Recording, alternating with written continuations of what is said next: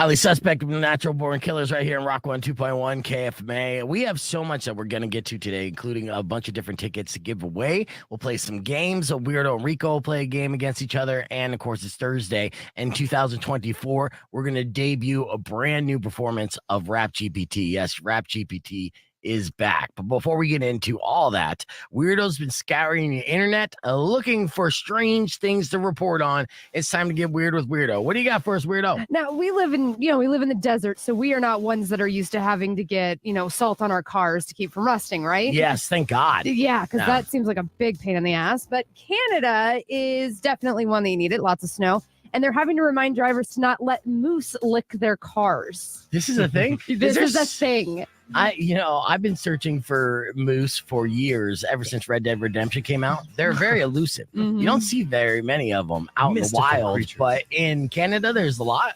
Yes. In fact, I've even seen viral videos of like moose just going down the middle of the highway and people, of course, slowing down. Yeah. Because they're massive. They're massive. They're as big as your car, if not bigger. Right. So there's just the particular area where like people will slow down, so they're being careful, and then the moose are like, I think I need that. Yeah. And then they start looking, and then it's kind of become this thing where people will purposely stop and let them lick the salt off their cars for a while, and it's causing problems. So the parks program up in Canada is like, you got to knock it off. That's such a Canadian law and rule, right? But, at the same time, right now, it'd probably be bad timing because we're smack dab in the middle of winter and there's going to be tons of snow for the foreseeable future up in Canada. But at the tail end of winter, right before spring, you want to get all that salt removed from your car, do you not? Yeah. And it's one natural way to do it. It is. Yeah, because, won't the salt kind of deteriorate the metal after a while? Rico, I'm looking at you. You're Mexican. Like, aren't you a mechanic? You know about cars. Yeah, that sounds legit. Yeah, okay. That works. Just trying to save money at the car wash for that underwash. That's exactly what it is. That is pretty funny, though. Just another weird Canadian law on the books. Don't let moose lick your car. Yep. Okay. Yep. What else you got in weird news? Well, there is a guy who kind of lives at an intersection corner, and he's having a huge issue with trucks hitting his house to the point where he's had to put up barriers and remove his porch because it's one of those like no truck roads and they ignore it. And every time, 50 times actually. Wow. 50 times in 8 years, he has had this issue up until last week.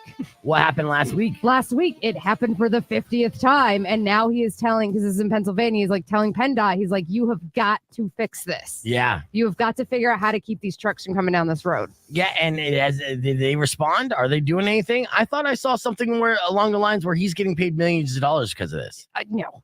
Oh. No. They've just put up some signs. Well, wasn't that nice of them. That's nonsense. Have you ever had a car hit your house? Or a house that you lived in? Thank God, no. Or had a house hit you? No. That's what I thought you were going to say. No. Yeah. No, I have. I have had a car. This happened twice at a house I was living at in Phoenix as a kid growing up, where a car drove through the brick wall. Right now, it's so weird because we weren't necessarily on a corner, and it was like a neighborhood street. So the fact that it happened twice within 4 years was super odd. But it did. And so, we literally had, one of those makeshift plywood, walls to fill in the hole for 6 months till it was repaired. And then after it was repaired, it was almost like a bullseye on it again. And another car drove right here. Hits it. It wasn't the same guy, was it? No, it wasn't the same guy. Good. But shortly after, we did move. And I got to ask my dad if that was one of the main reasons. Right. It would be a reason for me. Yeah, it seems like this guy should just move, but possibly because of this issue, he's probably not going to be able to sell that house. Yeah, I know. Well, it's something. Do you have to disclose that legally? It's not necessary. I don't know. Yeah. Just that's having the realtor describe that too, but it's charming. Sometimes a car comes, crashing through the wall. No big deal. They'll spin it somehow. Yeah, right. this is a great property if you invest in homeowners insurance and want to get paid. Right. Because it should be that way. Yeah, but eventually they got to cut it off after time 18. Well, I'm pretty sure no insurance company is going to insure that house for sure. They'll look up the stats on that and be like 50 times. Get out of here. Yeah, right. For real. Anything else happening in weird news? Well, this one I've had since yesterday, and I'm kind of excited about it. All right, get to it. All right. So, of course, again, we live in Tucson. We don't deal with snow. We also don't deal with ticks that have Lyme disease. Thank God. I didn't realize how bad getting bit by a tick and getting Lyme disease is it can cause some major issues in your brain called tick-borne encephalitis. Oh, no. And in the Czech Republic, it caused a priest to cut off his peen. Whoa. Yes. What? So, okay, this made him go so mental that he cut off his own penis. Correct, because it Wow. causes swelling of the brain, and it can cause personality changes and even psychosis.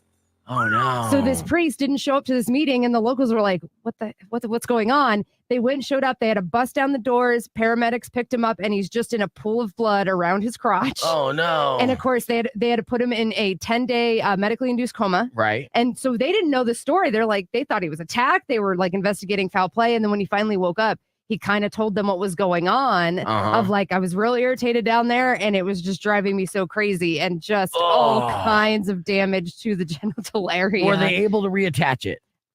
They did not report on that. Oh, that means no. That's a Developing hard story. no. Yeah. No. I mean, if there's any situation in medical science and when it comes to news of these kind of stories, if they're able to reattach the penis, they scream that fact from the rooftop. Oh, yeah. It's not something that they would leave out of any kind of story or report. Like immediately, second paragraph. Yeah. Yeah. Brutal. So hopefully he can, get back to work and maybe pray a little bit more. Yeah, man. Maybe it'll regrow. Don't walk through tall grass when you're going back east. Yeah. Avoid those ticks, man. There's an altar boy somewhere that's very happy right now. Yeah, especially with back east, they are reporting that the numbers of these bites and these TBE is going up because of climate change and other factors. Terrifying. It makes me never want to leave Arizona. That's it. I'm exactly. stuck. I'm staying here. All right. Well, Yeah. excellent job in Weird News, Weirdo. Let's hit the reset. We got more Be Figure Presents right around the corner. Stick around. It's Rock 1 2.1. All right, we are on live here. Good morning, everybody. Yes, it's Forward Happy Vegan Day. Hey, and that was just a clip from yesterday as we're getting ready to play a game here live on radio. We're going to have Slobby Robby joining us here in a little bit. Excited about that. And I'm equally excited for Weirdo's Hummer, which she's going to be doing here in a little bit. It's going to be so hot. Yeah, I'm going to perv it up. Sloppy. Yes. So far, so good. We've had a little bit of dead air today, which, it happens, comes with the territory. But the rest of the show has been solid and we're really just getting started and hitting our stride. So we have some fun stuff that we're going to share with you that we've already recorded. And of course, we have some clips from yesterday that I edited together that I'll put on there. And then Slobby Robby from Slobby's World on Netflix and owner of Generation Cool on 4th Avenue. Is going to be joining us, and he's a personality. He's guy's got character for days, and he's got a big 10-year anniversary shindig that they're putting together at Rialto Theater, starring the one and only Max Sabbath. It's a big deal, and Max Sabbath, if you don't know, is a Black Sabbath cover band performed by the characters of McDonald's. So ridiculous. A satanic Ronald McDonald. I've seen them live several times. It is a fantastic show. It's worth every penny of spending money to go see that show because it's just so fun. First off, all the Sabbath songs, but then instead of I am Iron Man, he's like I am Frying Pan, and they just make it McDonald's like. But let's get on the air and give out these tickets for the metalcore dropouts. Oh, yes. Shout out to everybody on the podcast broadcast stream that I'm seeing right now. Good to see you, Stitch, Anthony, Manny, as always, Alex, Jeff, John, all the crew. You could be a part of it, youtube.com/BeFegan or on the Rock 1 2.1 Facebook page. But first, we got tickets to give away, Weirdo. Yes. And you know me, I like to play games. Yeah, you do. This game is the sexiest on radio. Yes, it's time for Weirdo's Hummer. And the way this game goes, very simple. Okay, Weirdo's going to hum a very popular song. The first person who can correctly guess what song she's humming, they'll win tickets to see the Metalcore Dropout show featuring a Fit for a King and who else? Devil Wears Prada. Devil Wears Prada at the Rialto Theater on February 9th. So it's a show that's right around the corner. It's going to be super fun. Weirdo's going to be there. I am in attendance, so you can lock eyes with her and say, hey, I got these tickets when you gave a Hummer. Yeah, it's going to be super awkward in an awesome way. All right. Now, first off, before we get into the Hummer, you go through the checklist, make sure you're prepared. Yes. Okay. So chapstick's on. Okay. You got a dry mouth or a wet mouth? I'm good and lubricated. Good. All right. Good. All right. And then the throat's clear. Yes. No extra phlegm or nothing. Yep. Okay, Good good. to go. All right. Well, 600 KFMA, 605-362. It's time for a Hummer. If you could guess what song she's humming at that number, and then you're going to win these tickets. Go for it, weirdo. All right. Okay, yep. Okay. Yeah, get into it. Yeah, get some vibration in there. What? That's nice.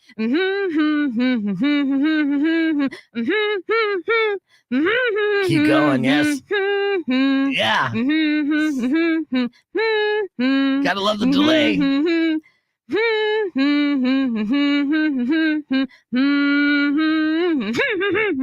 Oh, whoa. All right. That was Weirdo's Hummer, 600 KFMA, 605-362. First person who can correctly guess the name of the song and, of course, the title or the artist that sings that song is going to win tickets for the Metalcore Dropouts. Let's go to the phone, see who we got here. Rock 1 2.1. Who's this?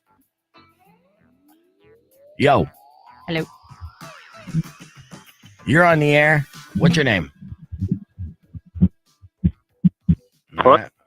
Took too long. Oh, that's a line. Rock 1 2.1. Who's this? Oh my gosh, hi, this is Taylor. Hi, Taylor. Can you guess what song Weirdo was humming? It was Green Day, but I'm not sure the freaking name of it right now. I think it's Holiday, but I'm not sure. You're not sure because that's not it. Oh, Taylor, swing and a miss. So sorry. Thanks for your call. All right, Rock 1 2.1. Who's this? This is Denny calling you back. All right, Danny. What song was Weirdo humming? I'm going to go with Peter. Half there. Don't give hints. Oh. Yeah, let him answer the whole thing Got it. before we say you right or wrong. Danny, Fake it by Peter. Fake it by Cedar. You're There you faking go. it. Yeah. She was not faking that Hummer. You can see it on the podcast broadcast. She did it right there live for you. And congratulations, Danny. Danny, you just won tickets for the Metalcore Dropouts after listening to Weirdo's Hummer. So good job. Did you know it was there? Like you knew the song like when she started, or how long? Like right when she started it? Yeah, say you're fake. Well, do me a favor. How about, I've never done this before on the radio, but 2 Hummers at once. It's been a life goal of mine. Okay. Can you hum along Seether's Fake It with Weirdo? Same time. I don't have the best Hummer voice. You know what? You'll be good. You'll be fine. You'll The be thing fine. about Hummers is even when they're bad, they're okay. All right. So They're acceptable. yeah. So let's, Weirdo's going to start it off. You jump in there, Danny. Are you ready? Sure. Go All ahead. right. Here we go. Put this on your 2024 bingo card. Ready? There you go, Danny. Go. I'm doing all the work. Come on. Jump in there. Keep going, dude. There you go. There you go. Don't get shy. Yeah. Same time. That's enough. That's enough. All right. Danny's a little sloppy, a little off rhythm there, but still a good time. Danny, you and a friend are going to go see the Metalcore Dropouts for free at the Rialto Theater on February 9th. All right, dude?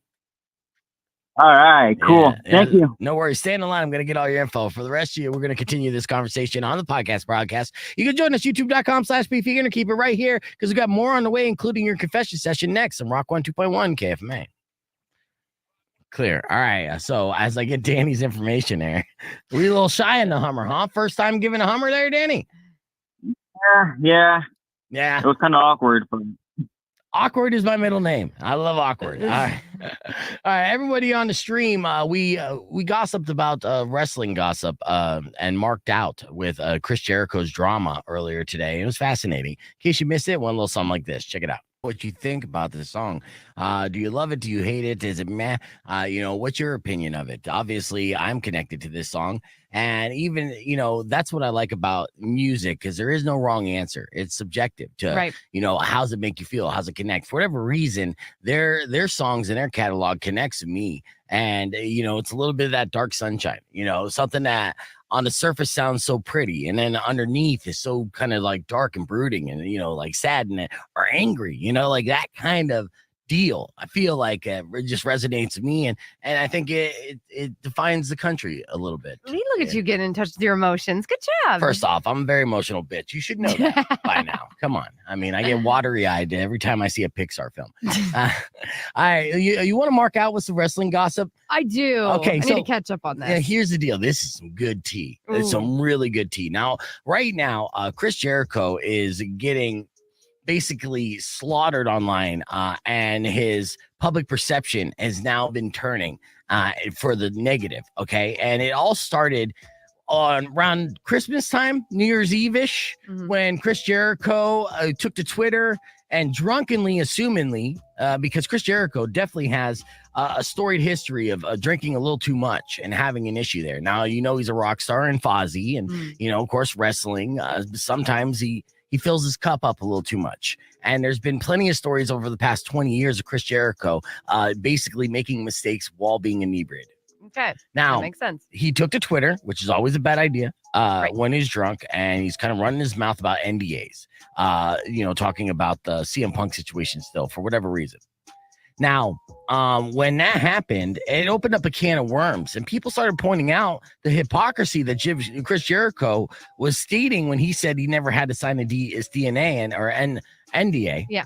And that's a non-disclosure agreement, and how he never would. And they're like, well, wait a second. There was a prominent female wrestler who quit at the peak of her career and the peak of the popularity of AEW because of alleged misconduct on your behalf. Right? Yeah. So that's the speculation, right? That's that initially. Allegedly. Yeah. Now the thing is with AEW is all a bunch of smart marks, which means these are people that are like fans of professional wrestling, but like the behind the scenes gossip and drama and want to know everything about the business. Yeah. And at present company included, that's kind of my bag too. Now with that though, now at live events, when Chris Jericho comes out, he's supposed to be the good guy. He's starting to get booed. He's starting to see signs in the crowd where people are basically attempting to cancel him. Now with this comes a slew of other information that's coming out that's not necessarily related, but definitely shows the lapse of character in Chris Jericho potentially. And really what it comes down to is entitlement, it's ego, and most of all, alcohol. Yeah. Right? Alcohol does create problems. And if you drink and problems happen in your life when you're drinking, then you have a problem drinking. Whether you do it once a year or you do it once a day. And, bad things happen when you're drunk. Then unfortunately, that's the definition of being an alcoholic, right? So Chris Jericho may or may not be an alcoholic, but he does end up running his mouth when he drinks. And he also books this like Jericho cruise, which is like a rock and wrestling cruise. Yeah. And you know about it, right? Yes. Yeah. So all these indie wrestlers, they'll go on a cruise ship. There'll be a bunch of bands, of course, Fozzy, and they'll perform, and you'll see rock shows and wrestling shows. It looks like a pretty good time for virgins. Well, in 2020, on one of these cruises, Chris Jericho allegedly got into an altercation with another wrestler after one of the shows. And that wrestler allegedly knocked Chris Jericho unconscious. Yes. Yes. Because if any, I've always, even before kayfabe came down and all that, something about Chris Jericho always gritted my teeth. Irked you? Something about him.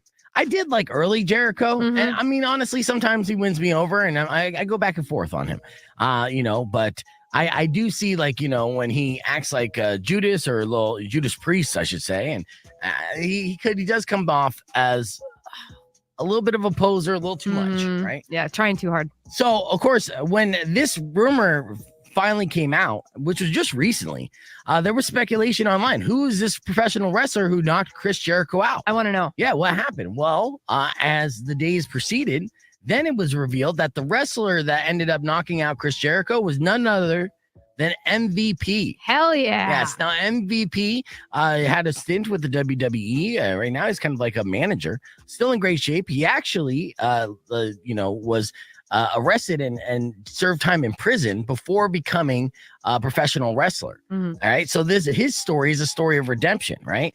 And now with that, though, he is also Brazilian Jiu-Jitsu black belt type deal. So he has some training in real fighting. And it wasn't difficult for MVP to knock out Chris Jericho. Now, this happened in 2020, but it didn't stop there. Apparently, the bad blood between Chris Jericho and MVP still persists to this day. And about sometime last year, allegedly, MVP was visiting friends in AEW after the show, and it was in a hotel lobby where Chris Jericho went up to confront MVP, and they had a war of words, to which MVP was like, well, let's just take this outside and handle it again. Now, Chris Jericho, knowing what happened the first time, it didn't seem like he was all about that, and made his way to the elevator and, quickly. And as the elevator doors were shutting, he goes, I don't fight jobbers. Yeah. Whoa. And jobbers is basically like the biggest insult you could call a professional wrestler. So it's a little sassy, little sparky little words to throw out there. Also a little bitch made that the door was shutting, allegedly, at the time that he shouted that out. And he has not fought MVP to redeem his knockout from 2020 as we know it so far. Right. So that is all the tea that has been happening about Chris Jericho within the last 2 weeks. Yes. God. Fascinating stuff. God, I hope he gets knocked out like 3 more times. Now, I understand there's a lot of people who aren't into wrestling. They're probably tuned out in this moment. But if you're a wrestling fan and you were listening, you probably enjoyed that little bit of information. And you might even known a little bit about that as well. But that's just a mark of wrestling news for you. Let's hit the reset. We got music on the way from Red Hot Chili Peppers and a whole lot more, including tickets giveaway as well. So keep it right here. It's Rock 102.1 KFMA.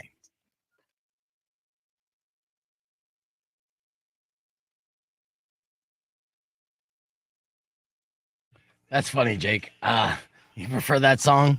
All right, well, we're back here live here. Let's see where ETA for Robby should be here shortly. We're going to do confession session next. Okay. I'll save the conspiracy theories for when Robby gets in here. He should be on his way. We'll see. Oh, and yeah. And so I figured it would be a good time to play Fake It, considering that you hummed it so well. It was one of those things where like I knew the song, but I didn't know the song. I felt that too. Yeah. That's my brain constantly. Right. Like I'm just like, I know the song, I know every word, but I couldn't tell you the band or the name of the song. Yeah. Oh, bless you. Yeah.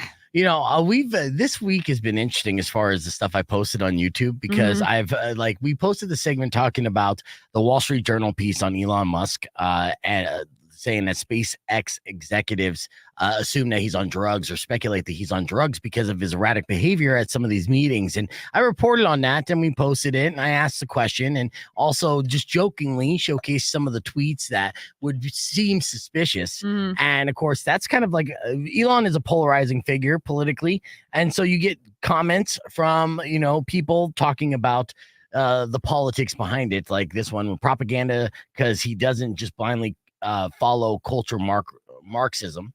Okay. And then another person is Slobby here or no? Scott, get in here. You're fine. Come on in. Get on the microphone real quick because I'm sure you want to give us an update on our signal here. And I don't think anyone has seen you on the stream before. So everybody, this is Scott, our engineer. Welcome, Hey, buddy. Hi. Yeah. Oh, hold on. You give me the green mic. The green mic is okay. Are we on air right now or no? Yeah, you're on air right now. Okay, that's good. Good. Yeah, good news. Yeah. You were definitely back on at 7:01. It was an instrumentation fault. Okay. Yeah. So, and did you figure out what the deal was? Yeah, something called an exciter. An exciter. Did it get to? So when I was speaking and I was talking about It Jelly wasn't Roll. excited enough. Oh. Yeah. It wasn't excited enough. That happens. Yeah, Damn it. it was making like 70% of its excitement, and that was causing problems. I think that's a reflection of the segment we were doing at the time when we went down there. Yeah. Because it was Jelly Roll talking about opioids and the fentanyl. So then basically the exciter was like, it killed my boner. I'm done. Right. And so it took a good 50 minutes for it to get back up again. Makes sense. Checks out. Yeah, so I'm gonna go find another exciter Okay. in the back Oh. because we got to take it over there. You are on your auxiliary transmitter. Okay, that's good. That's good. Well, But, yeah. Find an exciter that's easily excited because seriously, I want to go. I wish I had an easily excited one. All the ones I have are kind of a pain in the butt. You really have to like massage them right, open up covers, flip all their switches just right. Yeah. It's kind of a pain, but Yeah. Light some candles, get some roses. I'm too lazy for you that. do want to get it in the mood. Nah, that's not gonna happen. There's not even a warm. Hell, I didn't even warm up the show by doing a show open. I played a segment from yesterday. I was like, we're gonna go live at like 6:15. I just not feeling it today.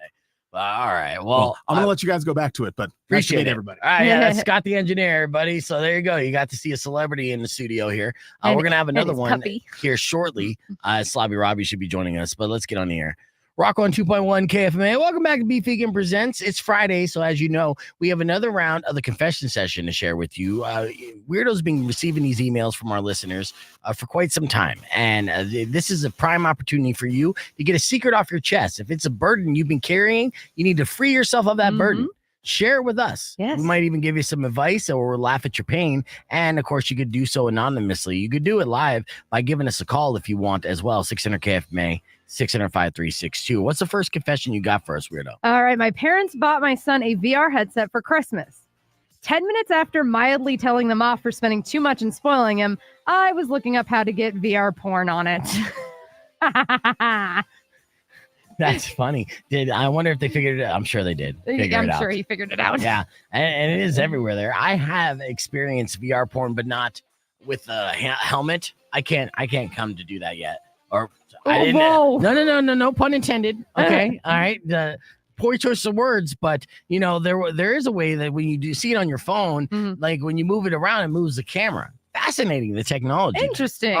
Yeah, but see, when I was doing that, I mentioned this before, when I was watching the video, I wasn't paying attention to the girl in the video. I was looking behind her to just check out the room. And Are those marble cameras? I caught myself watching TV in the video. So I'm like looking around, and you know, this is a trick that guys do, by the way, to last longer. If a TV's on, yeah, they'll watch a little TV and then kind of like check out, and that buys a couple minutes. You just don't want to get too wrapped up into the program, or you'll lose wood.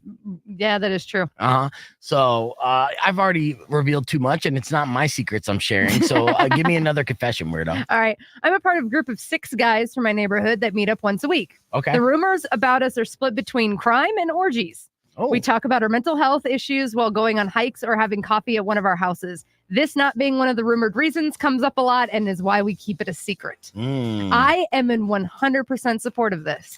Yeah, I mean, it sounds weird though. This is a group where they get together as guys and talk about their feelings and trauma. Yeah.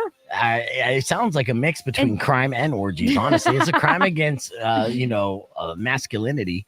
And no, I think it's super masculine to be able to have that much vulnerability around somebody else. You would, but because it takes a lot of strength.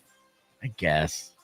As a group, though, I mean, it sounds like a book club, right? But you're not even reading the book. You're just revealing things. I don't know. Maybe, okay, I'm a little too old school, a little too caveman for that. I am cringing on the inside a little bit and almost want to punch somebody in the arm. That's a weird reaction. That really...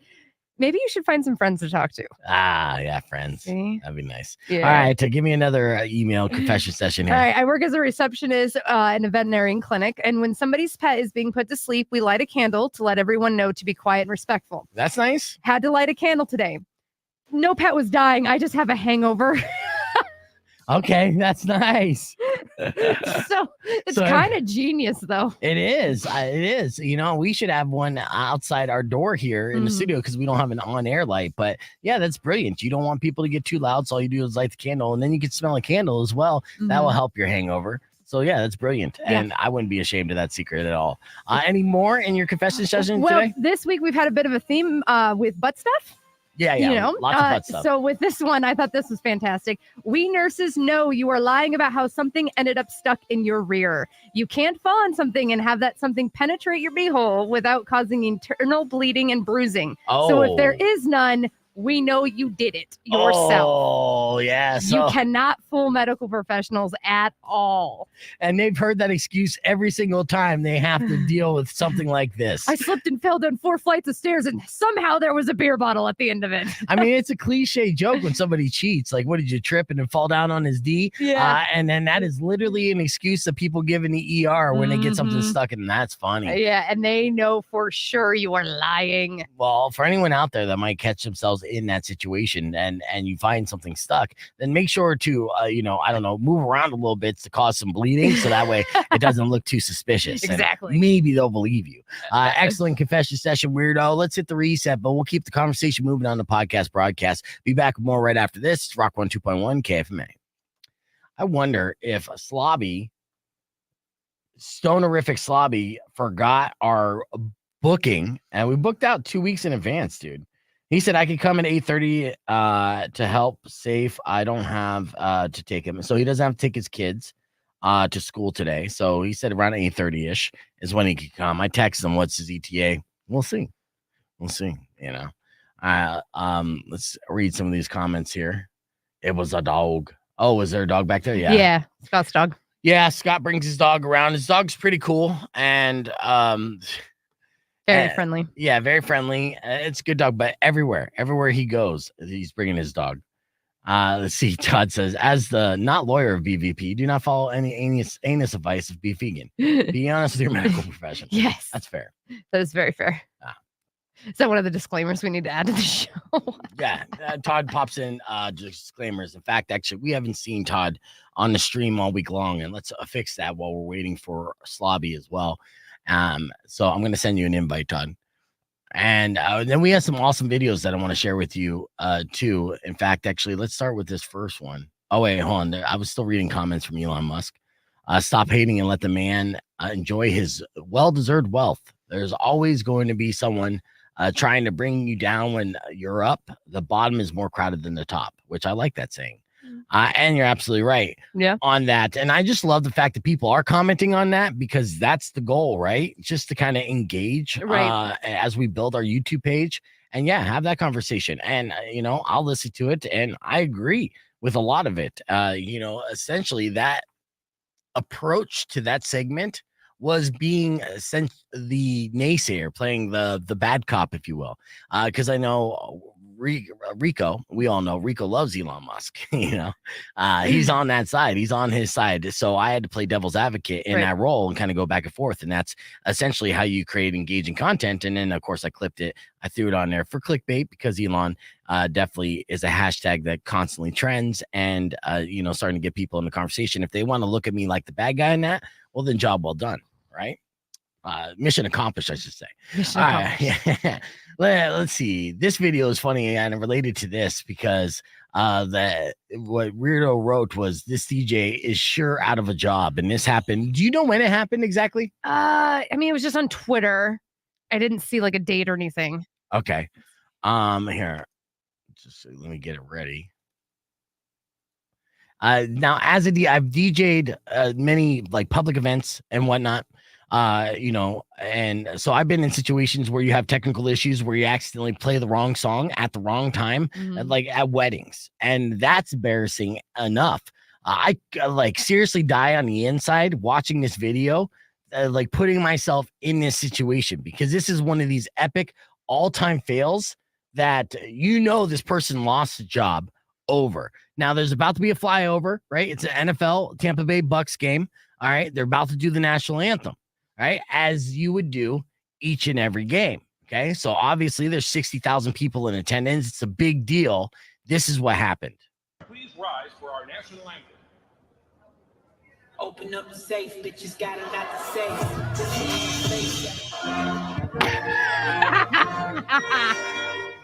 Please rise.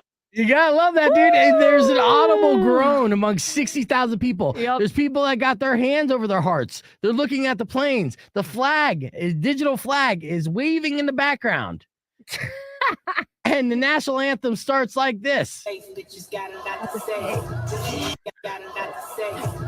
up the safe, bitches got a lot to say. And then he cuts it off right halfway. We're not on the air, right? No, Yeah, it cuts it right off at the halfway point of pussy. Well, good. Yeah, but still, doesn't matter. Open up the safe, bitches got a lot to say. Immediately fired, right? New national anthem. Thank you very much. Yeah, God bless America. That is very American. Oh, that's hilarious. Yeah, it was shared to TikTok 4 days ago, but it looks like it was, it's from a couple years ago, but it went re-viral. Yeah. Okay, so from a couple years ago. Yeah. So but still, that DJ's gone. long gone. Long gone. Yeah, fantastic. It's the end of Gone the season and- anyway. Yeah, And whatever, didn't they get get- hired anywhere new. No. And I have been in that situation. I have been there, and it has not been great. So I could definitely relate. And usually it happens again during weddings. And that's why, like, if Aaron, my buddy Aaron Long, who's on the show at the beginning, he texted me a couple times, and honestly, I haven't responded, and I feel bad that I haven't responded. But he and his lovely fiance Hannah are getting married now. I love them both. They're friends of mine, and I enjoy their company. And they live out in San Diego right now. When I was out in San Diego for vacation, Aaron met up with me, showed me around. It was a great time. And then he texts me, "Hey, do you still DJ weddings?" Nothing. Crickets. I'm not responding to that. I'm tired. And I've said this before. Like, I will not DJ friends' weddings anymore. The last wedding I agreed to do, I had to end up canceling almost last minute. And that was for Dre and Allie. And they're still kind of pissed about it. And I couldn't even show up to the wedding because once I figured out the details, it was during the week. It was like sweeps week here at the work. Like I couldn't get off and I just messed up. And and then I promised myself, I'm like, you know what? I'm done with the DJ wedding stuff. I'm just over it. It really wasn't that. I mean, I enjoyed it to a certain extent, but when it's your friends, it's always like, hey, can we not pay? So the thing that offends me most about this is I would love to be a guest at a wedding. Like, I don't necessarily get invited to weddings unless they invite me to work for free. That's the issue that I ran into while I was doing hair. Right. Is that like people would be like, can you hook it up with a good price? And like, oh, also like you can be invited to the wedding too. But then they're coming to me every 15 minutes to fix their hair. I'm like, yeah. Am I your friend or am I your employee? Right. That you are underpaying. I've had so many different experiences. I've DJ'd at least 5 friends' weddings over my, tenure. And it's always a bad experience. It always for me. And it's like, shit, man, I want to be there as a guest, enjoying your big day, right? As opposed to having your in-laws and extended family come up and bitch to me because they don't like me as a DJ. Go fuck yourself. I'm not getting paid. You know what I mean? Like, Jesus. You're getting what you pay for. Exactly, right? And I've had this happen, like I said, several times. At one point, I'll give you an example. One of the worst ones, and it was a bunch of people from Tucson actually that came up to Phoenix. And I've already told a couple stories of this wedding from hell. But it was going on for like over 8 hours. I'm DJing, right? And I rented equipment for this. So I actually spent money to do this. And so after 8 hours of doing this, and all my friends that are at the wedding and stuff, partying and going off and not even being in the same room, now I'm alone in this conference room at a La Quinta Inn, right? And a family from Tucson, extended family, like third cousins, came up for this wedding 6 hours late, right? So they come up, they start bitching about how the food is cold, but the food was warm and hot when they served it 4 hours prior, right? It's like, it's your fault it's late. And then they're like busting my balls, telling me to play all these songs and being like aggressive and then like threatening violence against me. Jesus. And then I had to get like the groom, and I was like, look, man, I'm about to kill your family and we're about to scrap. Like, you better intervene right now. Yeah. They were fucking rude, man. And again, I didn't get paid for this. I didn't, none of that. And I don't get to enjoy it at all. And then I have to break everything down by myself, load it up by myself. Right. The next day, go return the equipment by myself. So not worth it. The fact that I even did another wedding after that is pretty generous of you. Generous. Yeah. Because I consider myself a good friend. I do enjoy, having friendships, but I rather, again, just be invited to a wedding and then bring a date and have some drinks, cash bar or open bar, doesn't matter. Right. Just let me go and not like eat after everybody is went through and I announce everybody and then sneak behind a speaker and eat and like shit like that. I've done that so many times. So Aaron, if you're watching this on replay or if you're watching it live, I apologize for not commenting back or texting back. And I would love to go to your wedding, but not work it. So please send the invite. I'll text back my address and then also say I'm booked that day. How you doing, Todd? Pretty good. Thank you. Yeah. All right. Let's see. Just reply and say, no, I didn't. All right. I know. You gonna roll with me and be my date, dude? Or no, you just want to help me DJ? Yeah. Just show up as your Bouncer. bodyguard. Be my security guard. Yeah. Didn't do what? Well, what? Oh, what Manny said. He said I didn't do that, weirdo. Well, text it. Don't ask it. All right, we're gonna get on the air here in about 10 seconds. Let's get into some conspiracy theories, shall we? Yeah. Rock 1 2.1 KFMA. That's solely in Godsmack with whatever. Welcome back to the show. Slobby Robby is on his way. He's going to be joining us in the podcast broadcast in the 9 o'clock hour. But before we get into conversations about the 10-year anniversary of Generation Cool and the big show that's going to be at the Rialto Theater, I want to go through a couple examples from this question I saw on Reddit. The question was, what's a conspiracy theory that's so like, what's the most absurd conspiracy theory you ever heard? And joining us on the podcast broadcast is Todd Marley. Good morning, Todd. Good morning, Beef Vegan. Before I go through some of the examples that made me pop, are there any absurd conspiracy theories that pop up in your mind that you've heard that you were like, that's so crazy, there's no way it's true? I mean, a lot of recent examples that I don't want to get into at the moment because it'll trigger the nerd alert alarm. Okay. Oh, no, give me a nerdy conspiracy theory. I want to know what the nerds are talking about. I mean, a lot of it probably would revolve around what's happening with GTA and the kid that did the leak. Is that kid off in a mental institution somewhere now? Where is that kid? I'm so glad that you said that because Florida Joker when he's demanding his ransom of $10 million for them stealing his likeness, and we played the clip, he actually mentioned that he was going to break that kid out of the mental hospital, like Arkham Asylum. And Rico and I are cracking up about this, but before he was saying that in his clip that went viral, and he's a maniac and just looks like a straight up tweaker. Yeah. Before he mentioned it, I never even heard of that conspiracy theory, but there is a conspiracy theory that the kid of a programmer from Rockstar, the one who leaked out the images of Grand Theft Auto 6, has now been committed into a mental hospital. You've heard this. That's crazy. What's some of the speculation based off this? Because I could look on the surface, I could see like for somebody who was in quote unquote a mental hospital.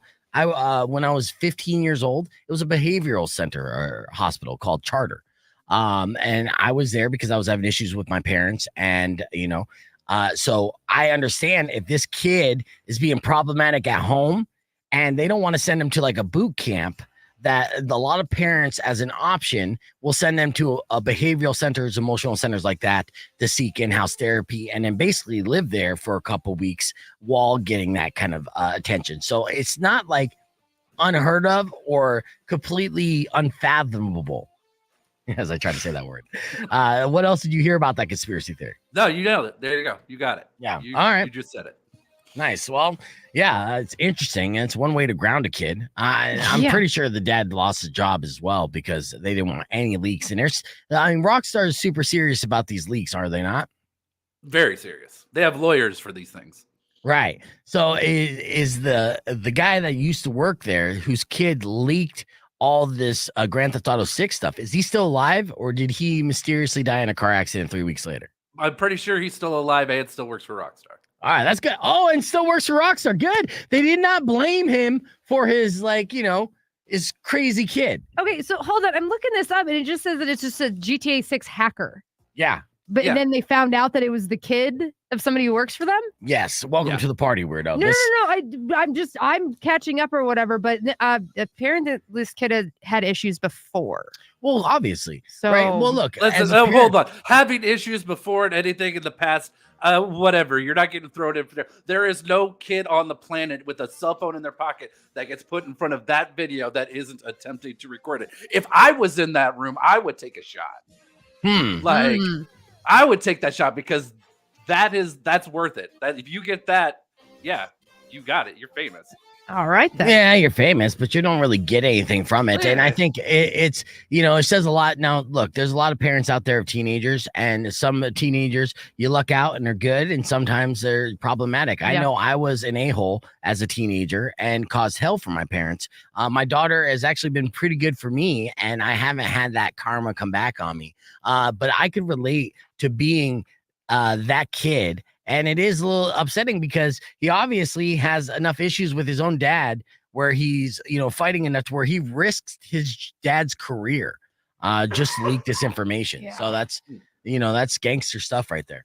All right. Here's some absurd conspiracy theories that were on the Reddit thread that was getting the most reaction. Have you ever heard the one about Lindsay Lohan actually having a twin sister who played the twin in The Parent Trap? And then, but between filming and the release, the twin died in a car accident. So they marketed the film to think that Lindsay played both roles. I do remember this conspiracy theory in high school. Yeah. Now, granted, this is ancient old, but yes, I do remember that conspiracy theory. Yeah. Well, that is, that's one of the absurd ones that people have heard. Here's another one. I never heard this conspiracy theory. And I love this conspiracy theory, to be honest with you.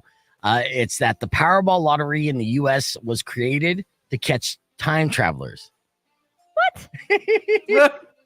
Now, the fact that information's out there, that means the time travelers, they know the jig is up, so they're not going to come back in time and collect all the billions and billions. I can just see a side. There's a side 10 rules. When you go out, don't do these things. Number 1, no sports betting. Number 2, no Powerball. Yeah. Number 3, no swimming. If I was a time traveler, the first thing I would do is go get to win the Powerball. And then then you get in trouble. That's why there needs to be a sign.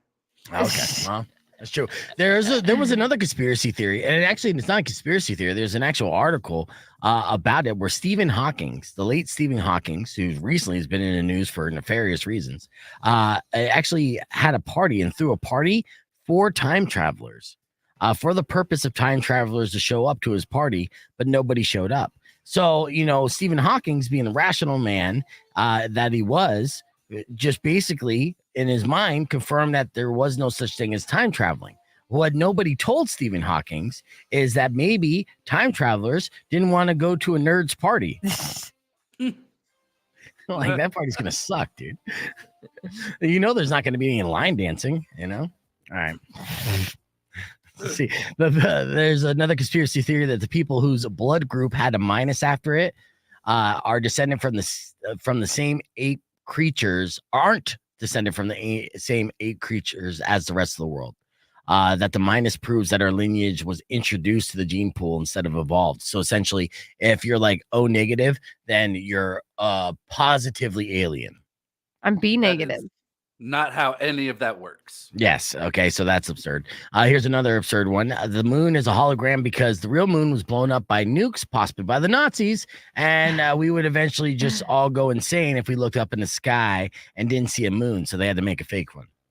I mean, it'd be a little bit more if the moon wasn't up there because of gravitational pull and everything else. Like, it would have a major effect if it wasn't really there. That's absurd. Yep. Stupid. This one, and we'll end with this one, and then we'll keep the conversation moving on the podcast. But for my friend Todd Marley, who's a gaming expert, have you ever heard the conspiracy theory that Microsoft employees were the ones buying up all the PS5s and causing the console shortage? No. What are they going to do with them? Like, that's like... Why do they get special treatment to get them? Just because they're Microsoft, they wrote it in? No, stop it. Yeah, no. The theory was that they didn't want Microsoft didn't want anyone playing PS5s, so they had their employees go out and buy them all, so nobody could play the PS5. So they had to then they couldn't make money off the in-game purchases. No. So they just couldn't have the PS5s. There was a shortage at the launch. You want a conspiracy right now? There's rumors flying around that Xbox is getting out of the console game. Oh, that would be bad news, actually, because competition is key to keep like a fair market, right? Mm-hmm. Yeah, but now they would just take over PC. The Xbox would be the entirety of a PC market, especially now with handhelds like the Asus and the Steam Deck coming out that are just handheld computers. I'll tell you right now, I have an Xbox One, which I know I'm a console behind, but I'm not going to upgrade until the Grand Theft Auto 6 comes out, and then I'll probably upgrade to a PS5 if Xbox getting out of the game. I know. And I know, like, if Todd's a PC gamer, so he looks at me like, like, Tool, you're playing on a console like a caveman. There's only one way to really do it. We have a PS4 and a Switch, and I know nothing of either. Like, I went to use the PS4 to like play a DVD, and I'm like, I don't know what buttons to hit. And my boyfriend's like, just hit this button, this button. I was like, I don't know what you're talking about. He's like, it literally says it on the controller. I was like, oh, I know. God. Yeah. No, well, I'm so behind on all of it. Yeah, well, that's not even close to the PC talk as well. But either way, we have one more conspiracy theory that we'll share on the podcast broadcast, one involving Avril Lavigne, and we'll be back with Slobby Robby right after this. It's Rock 102.1 KFMA. I think I know which conspiracy theory you're talking about. Give it to me. The fact that she died and was replaced by a clone. Yes, you remember the clone's name? No. Melissa. Now, this is one of these absurd conspiracy theories that I'm actually like, I don't know. I mean, she used to be in the Skater Boys, and then she was dating Chad from Nickelback. That seems like something a clone would do. She dated what's his name from Sum 41. Yes, Derek Wembley. Yeah, and then that looked like that was gonna be like forever story, and then boom, done, and then engaged to Chad Kroger. Like super weird. Yes, all that was weird. And when you look at the YouTube conspiracy theories on that, they show the side by sides and the imaging, and it does look like a different person. It really does. But at the same time, people grow up as well. So you're like, oh, this teenager doesn't look like this grown woman here.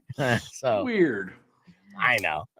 Very interesting. All right, let's keep it moving here. Todd, thank you for popping in. I'm going to have Slobby Robby here in just a couple minutes. I want to get ready for him. But yeah, I'm just going to put you backstage. I might pop you back in as well, okay? Terrifying. Yeah, be on standby. For the rest of you guys, earlier this morning, we did, our morning moron was pretty funny, actually, in case you missed it, went a little something like this. Bad Omens, A Death, Peace of Mind, and Rock 102.1 KFMA. Yes, we are live on this Friday, January 12th. I just figured I'd start off with a little chat GPT to start off the show. Just like, I like it. I mean, I know nobody's calling and requesting it or saying, hey, good job. Or even like clicking like on social media when they see the video. But we have fun doing it. Yeah. That's the reason why we do it. It's a creative exercise, if you will, to be able to perform live on here. I think, we have a lot of artists that come into studio and go to perform, and they're super nervous, right? They're not pros like us. And I understand when it's something new. And I've been in that exact same situation. But at the same time, I think the part of the problem is we make it look too easy. Hey, you guys are going on and you guys are banging out songs. You're performing a song that you've never even like memorized, that artificial intelligence wrote for you live on the air, and you should be all like shakety and like sounding all terrible because it's you had no practice for it. But no, you guys bang it out. You sound like you had the song in the can for 10 years, and we're not impressed. Can't win. I know. You just can't win. Dude, Good you morning, look weird. Why? Because your hat's facing forward. I know. I just realized that. Don't get focused on that. I do wear my hat two ways. I'm by hat, and today is a forward day. And you know what? I say you look weird. It's just because it's out of place, but it looks good. I know. Look good, right? Looking good in the nice hoodie. Did you get that for Christmas? No, stop. Again, you're being focused on all the wrong things right now. It is now 6:13. We got to get into our morning moron. Okay. It's not our show open. This is morning moron time. People want to hear about super criminals. And here's something that I'd never even considered before. Not that I'm a criminal, but I'm sure a lot of criminals wouldn't consider this, like the time of day to commit a crime. Right? Now, sometimes, of course, you would think like in the cloak of night, everyone's asleep. That'd be a good time to probably commit a crime, and kind of burglary or robbery or whatnot, because, people wouldn't be there. And it's not about the people inside the establishment in this story. It's about all the people that are on the road. So 4 criminals in D.C. learned the hard way that you should never rob a place during rush hour. And in D.C., and apparently D.C. rush hour is just as bad or even worse than Tucson. Now, this just happened the other day as 4 people robbed a Bloomingdale's in Washington, D.C., and then got away with more than $4,500 in designer handbags. It was one of those kind of like grab and run deals. Right. And unfortunately, we see it far too often.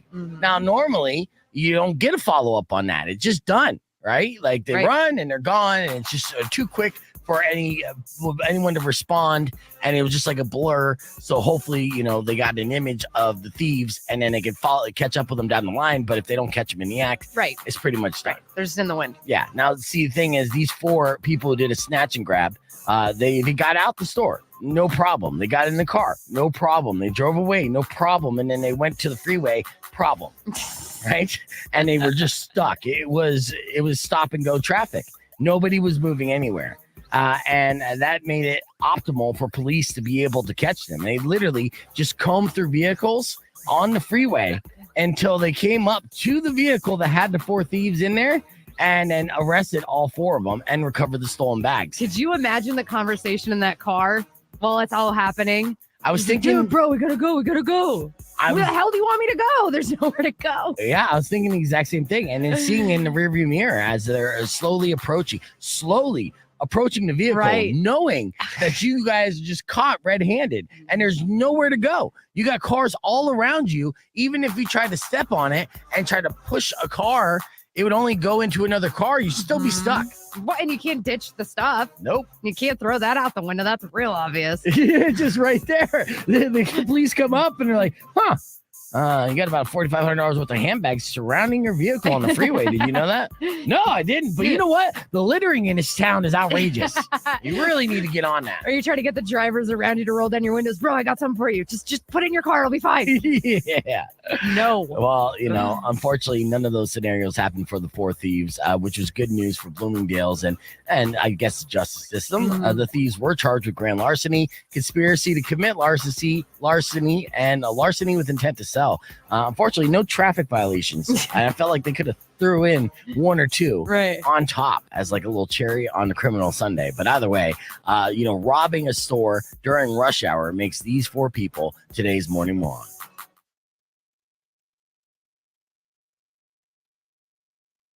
All right, we're back. We're back.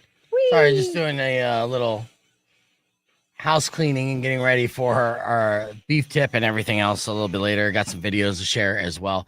And I'm going to play MA3 Midnight City because we were talking about Grand Theft Auto.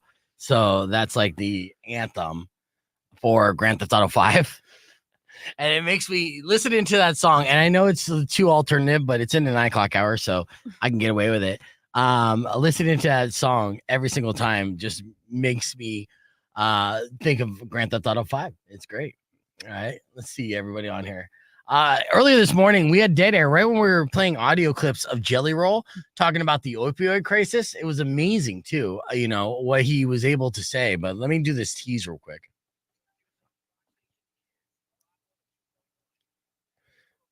Here it comes. On a Lotus Corp radio station. Do you even smart speaker, bro? Listen on your Amazon Echo device. Alexa, play Rock 102.1 KFMA. You say it. I'll play it. Oh, let's do a throwback on this Friday, weirdo. We were just talking about video games like Grand Theft Auto. And as soon as I started thinking of GTA, this song immediately pops into my head.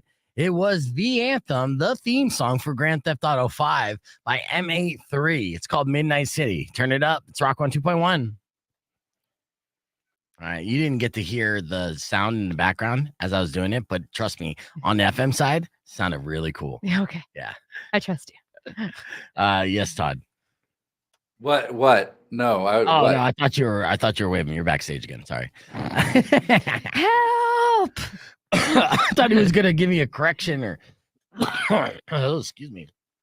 All right, so now I'm going into the weekend with my daughter, right? It's her birthday. Yes. Alex, I'm gonna message you a little bit later. I gotta get some flowers and stuff. After the show today, I'm gonna pick up some balloons. One of the things that I'm gonna do for her is let her have like a little sleepover party on Saturday night. And so then I'm gonna basically be like avoiding my house on Saturday night. Right. But hopefully she'll enjoy that. It's not easy though. I mean, this time of year, her birthday always kind of sucked because it's so close after Christmas. Yep. And I know, look, Todd's is actually worse. Todd was born the day before Christmas. 2 days. 2 days, right? Wow. So he's one of those kids that now I'm sure his parents actually made up for the fact, but a lot of people in that situation get screwed because it's birthday, Christmas presents all in one. And it's the same paperback book. Right. So that Thanks, Aunt Pat. sucks. Yeah. I remember.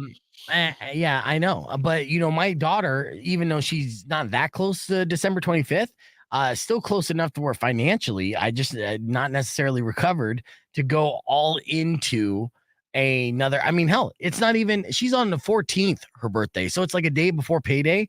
So it's only one pay cycle in between Christmas. Can we postpone one day, babe? One day. Just one Right. day on your birthday. Yeah. I know. Well, my youngest is next Friday.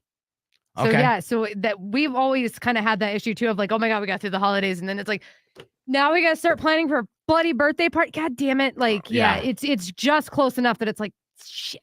Yes. But then my oldest, Valentine's Day. Her birthday is Valentine's Day. That's okay though. Yeah, so that was a nice little Valentine's Day present. Yeah. Yeah. So, but I was like, dude, all your boyfriends are screwed. So Lisa said, my son born on the 1st of January always kind of got screwed on presents too. I'm just so broke. Yeah. Right. And so many kids grew up like that, right? Who got screwed. I was fortunate enough. My sister, not her, because she was born on January 5th. So she got screwed. Right. I was born on November 16th. So that's a good month and a half before Christmas. So I actually loaded up. I would get hooked up, and then and as soon as like the things I got hooked up with were started to kind of get like old and tired to me, boom, Christmas again. So I'm smack dab in the middle. I'm June 15th. No, so 6 months apart. Yeah, so I mean that's good. So you would get a genuine birthday, a fully funded birthday. Yes. So you don't understand the pain that my sister and Todd and my daughter. I mean, I understand the pain of being a parent with a kid born in January, though. Yeah, but no, just as a kid. Yeah. Let's selfishly talk about like what you would receive. I mean, how many Christmases and birthdays did you go by as a kid, Todd, where you felt utterly screwed? All of them. See, and I think it actually had something to do to like and help defining characteristics of Todd. Todd gets very not angry, seasonally but, depressed. Yeah, well, he at times he can come off as a little jaded because in a way he has been, but life has jaded him by being born 2 days before Christmas, just being outshined by Jesus. Yeah, I know. Well, I mean, my mother did recently inform me that she was very thankful I wasn't born 2 days later, so she didn't have to explain to me every year that somebody had a more important birthday that day. That's true. And Lisa is my birthday twin too. I know that's funny too. It's just like, hey, yeah, it's great that you're born and all, but like the savior. This dude that died for our sins. And obviously the kids that got screwed the most are the ones born on Christmas, right? Because again, they aren't getting anything extra. It's just a 2-in-1. Yeah. Usually most parents they'll have a budget anyways, and that's just what it is. One of my cousins, when she had her kid, it was actually Christmas Eve. My little baby cousin who's now like 20, but screwed. Yeah, absolutely screwed. And did your cousin come off as a little resentful on that, or not huge on the birthdays? Her mom did a pretty good job of separating it. Like they would always kind of celebrate maybe like the week before, so that way it wasn't in the madness of that couple of days. So that way I did have separate time, but I don't think she ever bought her anything like extra. Yeah, I know.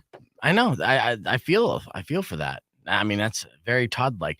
Let me balance out these commercials real quick as I'm looking. I have a commercial break that's only 1 minute, but I have one that's like 4 minutes. What? Nothing. Don't worry about it, Beef. How dare you? Well, we're killing time for Slobby, so he's late. But hey, Todd, for sure, I need to set up with you to set up some like one-shots for my family so we can start getting the family D&D thing going. Sure, absolutely. We can do something going. Just when and time and where. Probably at my house. Okay, that's fair. Yeah, that is fair. All right, let me pull up this Instagram real quick because I want to show. We talked about David Draymond's new girlfriend. And pretty. Yeah, she is pretty. So I shared on the stories here. Let me pull this up. What David Draymond's girlfriend looked like. And the update is he did meet her on Bumble. Yeah, he did meet her on Bumble. Insane, right? Right. All right. Rock 102.1. All right. So here are some pictures of Draymond's girlfriend. It's not that. Did you see this one? This is actually funny. I just have one thing to say. Hang on here. We're getting riding, wild and no control. Hunter styling, party hard, that's the soul. Dancing through the night, breaking every mold. I'm drunk and high in one man riot. Hunter Biden, wild and out, no control. Hunter styling. I tell you what, if I had the talent of any one of these people, I'd be elected president by acclamation. There you go. There you go. All right, so here's Draymond's girlfriend that he met on Bumble. Oh, all right, smoking hot, and then Babuski or Babuti, if you will. And the reason why I bring that up is because of this. Rock 102.1 KFMA. Welcome back to Beef Vegan Presents. We're live on the podcast broadcast where we're just thirsting after pictures of David Draymond's new girlfriend, who Weirdo found out is they actually met on Bumble. They did. Now, Bumble, of course, is the app where the woman, she messages first. Correct. But I think I know exactly how David Draymond replied. 2 words. Hey, you. Here's Hey You by Disturbed and Rock 102.1 KFMA. Goddamn segments. I do that though on Sundays, like my own radio show. Like I try to take the titles of the song and being like, and speaking of which, I know I dad joked it. It was a dad joke for sure. But maybe he was just like, I'm the guy who wrote Hey You. He's like, you ever listen to Disturbed? And she's like, no, I'm in Miami and I'm hot. So I'm listening to EDM. But you're rich. Game on. Let's do this. And he's gonna need you to go to the gym. And he's doing that. So, I mean, congratulations. I know he's having a good time. I could tell just by the pictures. You would too. Oh my God. I know. I mean, you're the one thirsting and crushing more so than me. Oh my God. Love to lay on her boobies. All right. Brian is asking some odd questions here. How did I get the name Beef Vegan? And are you and Weirdo a couple? Quick answer to the Weirdo question. No. That's an HR problem right there. Immediately. Yeah. Negative. Yeah. She is in relationships. She's what's called a polycube relationship. If I'm gonna confuse you a little bit, Brian. She has a husband, a boyfriend, and a girlfriend, and they all share the same bed. Yep. Willy Wonka grandparent style. Yep. So that's the first or the second question. Beef Vegan is a little more complicated. I always. How is your name more complicated than my poly situation? That's true, actually. It is less complicated. Oxymoron. You're absolutely right. Well, it's an oxymoron. It's a play off the sound of my initials, and the oxymoron part was something that I always gravitated towards in my writing style, and that's what it was. So my name's Brad Furman. If you sound out the beginning of my first and last name, it's Beef. Yeah, and then vegan is because I'm walking, talking contradiction, right? And that's a line that I wrote way back in the day. And so then I came up with that, and it was good because there's 2 things, because people will say that the name is stupid or whatever the case. I mean, I've heard it all, both ends of the spectrum where people love the name or hate the name. But when I was 12 years old, I asked my grandmother, my late grandmother now, when I get older, can I change my name to get a stage name, right? Because I knew that my name just was confusing. And she's like, oh God, honey, yes, right? Because I knew I wanted to do something in entertainment. Now, the marketing side of me knows that, okay, I can't just say Brad Furman, that's my name. It's spelled differently. So it's just not easy to search, right? So, you know how difficult it is to have a name that is unique, that nobody else in the world has, because even my name, my legal name with my middle name, there's somebody else that has the exact same name, spelling and everything. Wow. Yes, who lives in the Midwest, who is actually pretty fucking successful, far more successful than I am. And I didn't want to be the number 2 of me. So it's important in this line of work to, separate yourself from others and be able to have a unique brand. And when I came up with that nickname, Slobby's about to pull up. I searched it and nothing online. So I am the first, now not the only, but now technically the only, but the first beef vegan on the planet, right? So, as much as you want to hate that, to say, oh, that's a stupid name or it makes no sense. Right. You're talking about as a brand, you're talking about marketing. Yeah. There's only one. And then there was a band years later that came up with Beef Vegan, and on Instagram, they try to go by Beef Vegan Official. But guess who's the official one? The one that doesn't have to write official in their fucking name. Yeah. You know what I mean? Like that's there. I have all the URLs. I'm like I came up with it. And usually, even when you try to put in a username for an email or anything, like say you put your name or weirdo, and they're like, sorry, we already got a weirdo at gmail.com. Yes. And then you're like, weirdo 1, like already got one, weirdo 2, and then you go through all the numbers. I go through beef vegan at Gmail. They're like, yeah, that's yours, motherfucker. Nobody else wanting it. Nobody got it. Nobody wants it, and that's fine. So I hope that answered your question. Rock on 2.1 KFMA. We're back on the air. Slobby's late, but he is going to be rolling up here in just a minute. So we're going to have him pop in mid-segment as, it's very important that we promote his big anniversary show at Rialto Theater. He's so amped and excited. He's like, hey, man, I really want to put some extra promotion on that. I'm like, awesome. Come at 8 o'clock. And he's like, I really want to be an hour and 50 minutes late, but I want to push it. Yeah, I'm gonna bust his balls, but of course, Slobby is the star of Slobby's World on Netflix that came out, a couple years ago, which is wildly entertaining, and also the owner of Generation Cool, and they're celebrating their 10-year anniversary at Rialto, and I'm stoked about that because Max Sabbath is playing that show, and Slobby's gonna give us all the details of what they're gonna do pre-party aspect and things like that. We're excited about it, but first, let me share this because I know that we went dead air earlier. And should I play this? I got Todd coughing in the background. Just the Jelly Roll stuff, because Jelly Roll, he sat down in front of Congress and he talked about the opioid issues and problems that we have in this country. Obviously, major problematic, and fentanyl. And I've attended more funerals. And here's Jelly Roll talking to Congress, fighting a good fight for all of us, really. Check this out.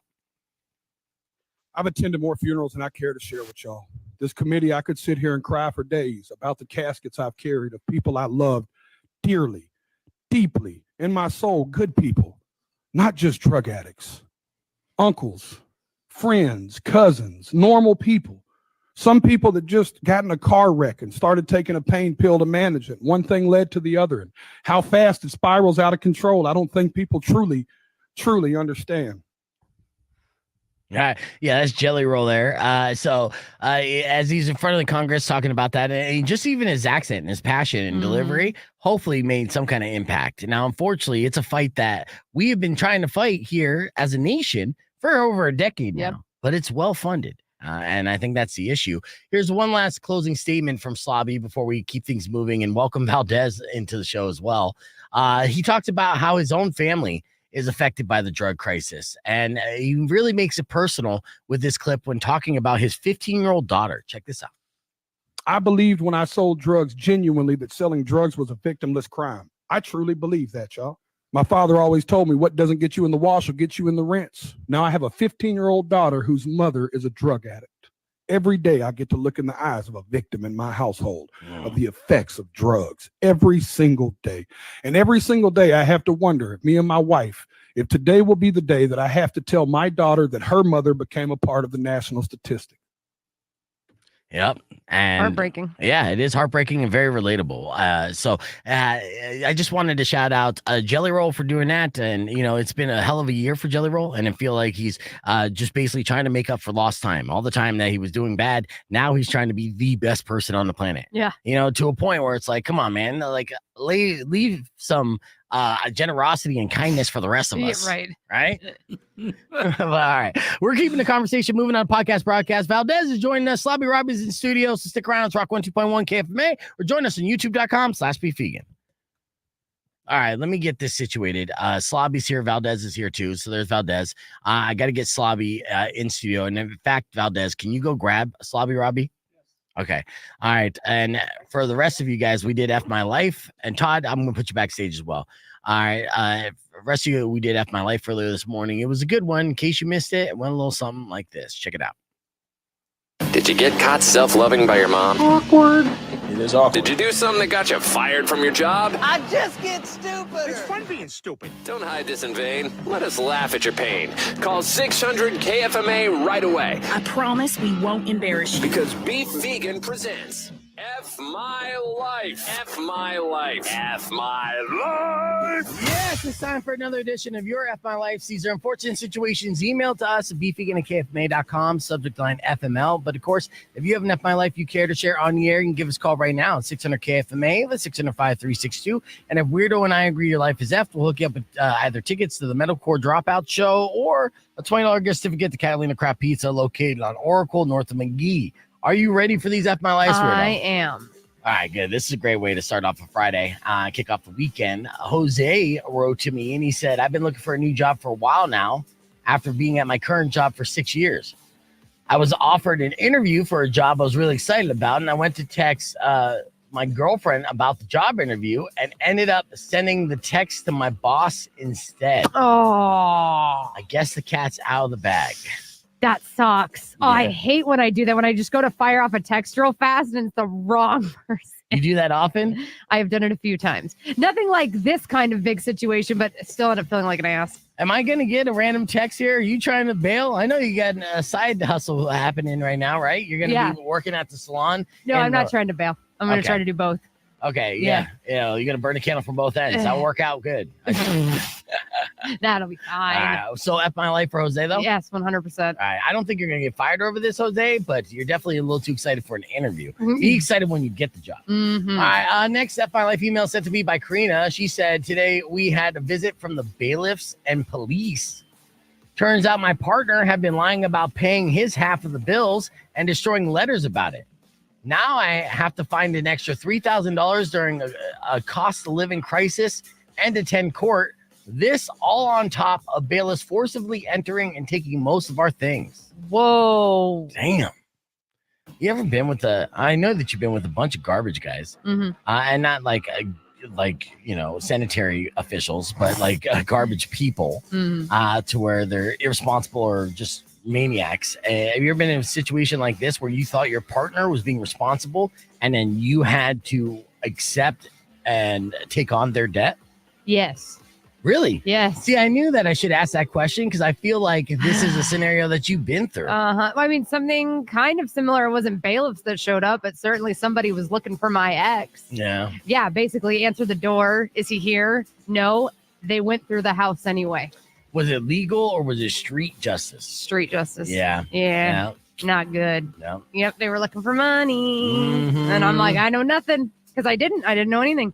Yeah, well, at least they were criminals that had a moral code, and they didn't take it out on you. So thank God for that. Yeah. But we'll move forward. Francisco sent me this email, beefegan@kfa.com. He said, while working from home, I was super drowsy after a heavy bar hangout with the boys. I took a call from a customer. Next thing I know, the call was no longer there. Then my boss called me to tell me that they left a 1-star review on our site saying I fell asleep and snored mid-call. Yes, I was fired. That's good. F my life. Yeah, that does suck. But Yeah. also, you did it to yourself. Yes and no. I mean, you weren't technically drunk while working, right? But you weren't being responsible the night before. So I think it sucks when you get fired regardless, no matter what the situation, your fault or not. So F your life, Francisco, for sure. All right, next up, my life email sent to me by Mickey. She wrote, I was working at a store, and right around closing time, a lady came in to try some things on. I went into the back, or she went into the back, or I went to the back, and when I came out, she was standing in the middle of the room with fluid coming from between her legs. I asked her if she was going into labor. She wasn't. She's going number 1. Ugh. Now, this is at the end of a shift, right? Mickey's trying to get out of there. Right. The customer comes in last minute. Everyone hates that anyways. Yeah. This customer ended up being crazy, put on a bunch of clothes, and then just stood in the middle of the store and peed in front of her. That is F my life. Retail sucks. Well, yes. And without a debate. F my Correct. life, super Yes. F my life. All right. Yes. All right, final F my life of the day sent to me by Crystal, ending it a little spicy on this Friday morning. Ooh. Yeah, she said, hey, Beef, last night my boyfriend thought he gave me unimaginable pleasure. I didn't have the heart to tell him I had a cramp in both my legs at the same time. Has this ever happened to you? I don't think I've ever gotten cramps. All right. Nope, that's a lie. So, Nope, I have. Mhm. okay, yeah. And I mean, pleasure sounds like pain. So with that, is that an F my life for Crystal? Yeah. That's awful because you are like having a good time, and then suddenly you're just in a lot of the not kind of fun pain. I say big baby, and I say it still counts. You know what I mean? Like for the boyfriend, doesn't matter. Right, you know what I mean? right. Sounds like I got the job done good enough. That's a tally in the win column. Yep. Okay. See right there, female perspective, male perspective. right. I'm Yeah, like, that's this is awful, and you're like, yeah, I'm the champ. No, you're not. Now I'm gonna be like suspect of all like future hookups, and actually I'm very suspicious of all previous hookups. Were they really just cramping?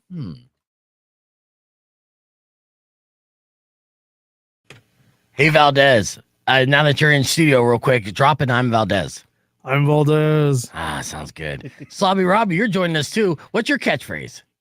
Slob Rob with no job. There you go. The main pillow stain, the big burrito, buddy. That's a lot of good catchphrases. You can join us on the YouTube stream, youtube.com/BeFeger, and keep it right here because Valdez, Slobby Robby joining us next to BeFeger Presents. All right, so there you go. That was the FMT. So we're back here live on the stream. Please welcome both. First off, squeeze in a little closer to Slobby there, Valdez. Uh-oh. Yeah. And we were coining this Fat Guy Friday. Is that who came up with that? Kind of simultaneously. Well, I was waxing poetic about how I like a nice coffee no matter what. Mm-hmm. And then as I was heavily breathing from walking down your hallway, I just coined that phrase real quick because I'm a genius like that. Yes, you are. And actually a genius in branding and marketing and, self-marketing. You've been doing it for a while. And, it's good to catch back up with you. And in fact, actually, I'll tell you, we could have caught up together in person just a couple days ago. I saw you in Sprouts, right? You stalked me at No. the grocery store? No, man, I walked by you, but thing is, I was too high to say hi. And you look too high to say hi, too. I didn't want to bother you. I was fighting with my girlfriend. We both know the truth. Yeah. I actually know exactly what you're talking about now. You didn't look like you were in a great mood, dude. No, Yeah. we fighting over coffee, bro. Oh, that's what it was. Yeah, so I did one of these, dude. I was walking by. And then I saw you and I recognized you, right? And you're kind of incognito, as we all are in the grocery store. We're not trying to be fucked with while we're at the grocery store. And again, you did look like you had your mind on something. And so I look and I see you and I go like this. I went like this, Robby. I was like, I was like, I'll see him Friday. It's cool. It's cool. You're like, I could tell when another grown man needs some space. Well, plus, I'm at the grocery store. I'm too high for the grocery store. I didn't want anybody to recognize me. I didn't want to talk to anybody. And then I'm like, why would I be that guy to you? You know what? There's no such thing as being too high for the grocery store, my bro. You enjoy it? In fact, it's only a matter of how much time you have. As long as you're not in a hurry, yes, then it's key. Well, see, that's a problem. And I'll tell you why I was too high too. And I didn't have the patience to stop and talk with you is because when I walked in, I was like, I'm only getting like one thing. I don't need a basket. Right. And then the next fast forward, like 2 minutes later, I got like 4 frozen items, freezing my hands off, juggling and make sure they're not slipping. Oh, you're talking to the guy. Your boy will go and I'll fill up the 5-gallon water tank and carry it around with one arm. And then I'll try to do the rest of the shopping with the other arm. That's how tough I think I am. This is at Whole Foods, my man. Oh, this is like your Fat Boy Friday at the Erewhon. You know what I mean? Yeah, so you end up having just a little lover's quarrel over coffee when you were at that Sprouts? Well, she's not understanding a simple concept here, Beef. What's that? I like espresso. I like to make myself an espresso with some, oat milk and whatnot, what you call a latte. Yes. But she likes to buy, she keeps buying coffee. It's just coffee beans. So you got to drink a lot more of it. You know what I'm saying? But it's a mathematical / scientifical argument.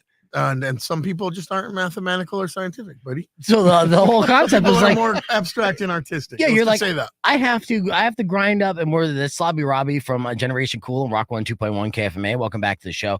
So you're saying like mathematically speaking, you have to grind up a lot more beans, drink a lot more coffee to get the kick that you normally would from espresso beans. It makes sense to me. I mean, hey, buddy, we all want to avoid having to grind up a lot more beans. You know what I'm saying? Yes. In life. Now, first off, congratulations on 10 years of Generation Cool. So, I mean, first off, it's hard to go 10 months on 4th Avenue and some businesses. You know it. Sure. And it's hard to walk 10 blocks. Right. Yeah, that's just in general. That's just a fat guy thing. But, to go 10 years and go through the highs and the lows of Fourth Avenue. I mean, you survived a pandemic. Congratulations on that. And you got a big celebration that you're going to be hosting at a Rialto Theater. Oh, yes. We are excited. My favorite band in the entire universe, Mac Sabbath. Yes. McDonald's themed Black Sabbath cover band. If you don't know, highly recommend using that YouTube app to find out. Yes. And really, really good friends of mine, customers of the shop. A bunch of their stage show props were purchased at my store year 1. Really? So here we are, year 10. And that was very close to the beginning of them being a band also. So here we are all 10 years later. I make clothes for them. I collaborate with them. I bring them out for shows. And they're my favorite band in the world. And I've never seen any band live more. So. Yeah. And I was there the last time they were at 191 Tool and they sold it out with, Oakley Dokley, who are from Phoenix. Where's Mac Sabbath from? Mac Sabbath's LA based. Okay. Yep. And a lot of the guys, a couple, like for instance, the guitarist Slayer McCheese is been in many bands for decades in LA. So these guys were all superstars and all-stars from other bands, and then they got together to form this sort of special, right, like artistic conceptual band. Nice. So the whole reason why they're doing this show at Rialto is just because of your 10-year anniversary. You wanted to go big, buddy. Yeah, it's time to go bigger, man. We sometimes you graduate, sometimes you upgrade to a new house, you know what I'm saying? And we are doing the 10-year anniversary with the Rialto, which I'm super, super excited and I feel super grateful for. We're doing a flea market during the day called the Mick Market. Nice. Yep. Vintage sneakers, toys. I got a big collaboration with Toy Snobs, a company out of Miami that makes wrestling buddies and stuffed animals. So I did a hamburger stuffed animal. Great stuff. Let me ask you this right now, because pricing big time. So those wrestling buddies that you talk about, everyone grew up on, talking about the Hulk Hogan plushie that you would wrestle, the Ultimate Warrior. Yes. Something vintage of that quality. What does that go for? How much is that on your cost and resale value? Well, I'll tell you a story. I'll tell you a lot. Number one, when it comes to wrestling buddies, very popular, especially the cleaner they are. Right? Nobody wants a dirty stuffed animal. So right. I had an old lady, a mom. I shouldn't call her old. She's probably my age. Poor thing. I had a mom. Lord, what's wrong with me? I had a mom pull up in a minivan in front of the shop. First few months were open. And she goes, yeah, you guys buy stuffed animals? And everything inside of me wanted to say no. Yeah. Because it's gross going through people's stuffed animals. But I said, sure. And she goes, oh, come here. And she just slides open that side door of the minivan. Every wrestling buddy ever made, the originals, all in the box. No! Including the Legion of Doom 2-pack, which is very rare. Yeah. Dude, so were you like, oh, this is garbage. I'll take it off you for free, I guess. I'll kick you down $20 for the gas. Yeah, no, Right. oh, yeah. No, But the fact they were still in the packaging? Yeah. exactly. Wow. Like nobody wrestled with them, you know what I'm saying? Yeah. The thing is, there's a thin line between disrespecting people and getting a good deal and being a reseller, right? And so you'll see on American Picker, sometimes Mike will tell him, no, I'm going to give you $200 for that because this is $1,000 item or whatever. Yeah. So it was similar to that. She said, I'll take $50 for everything.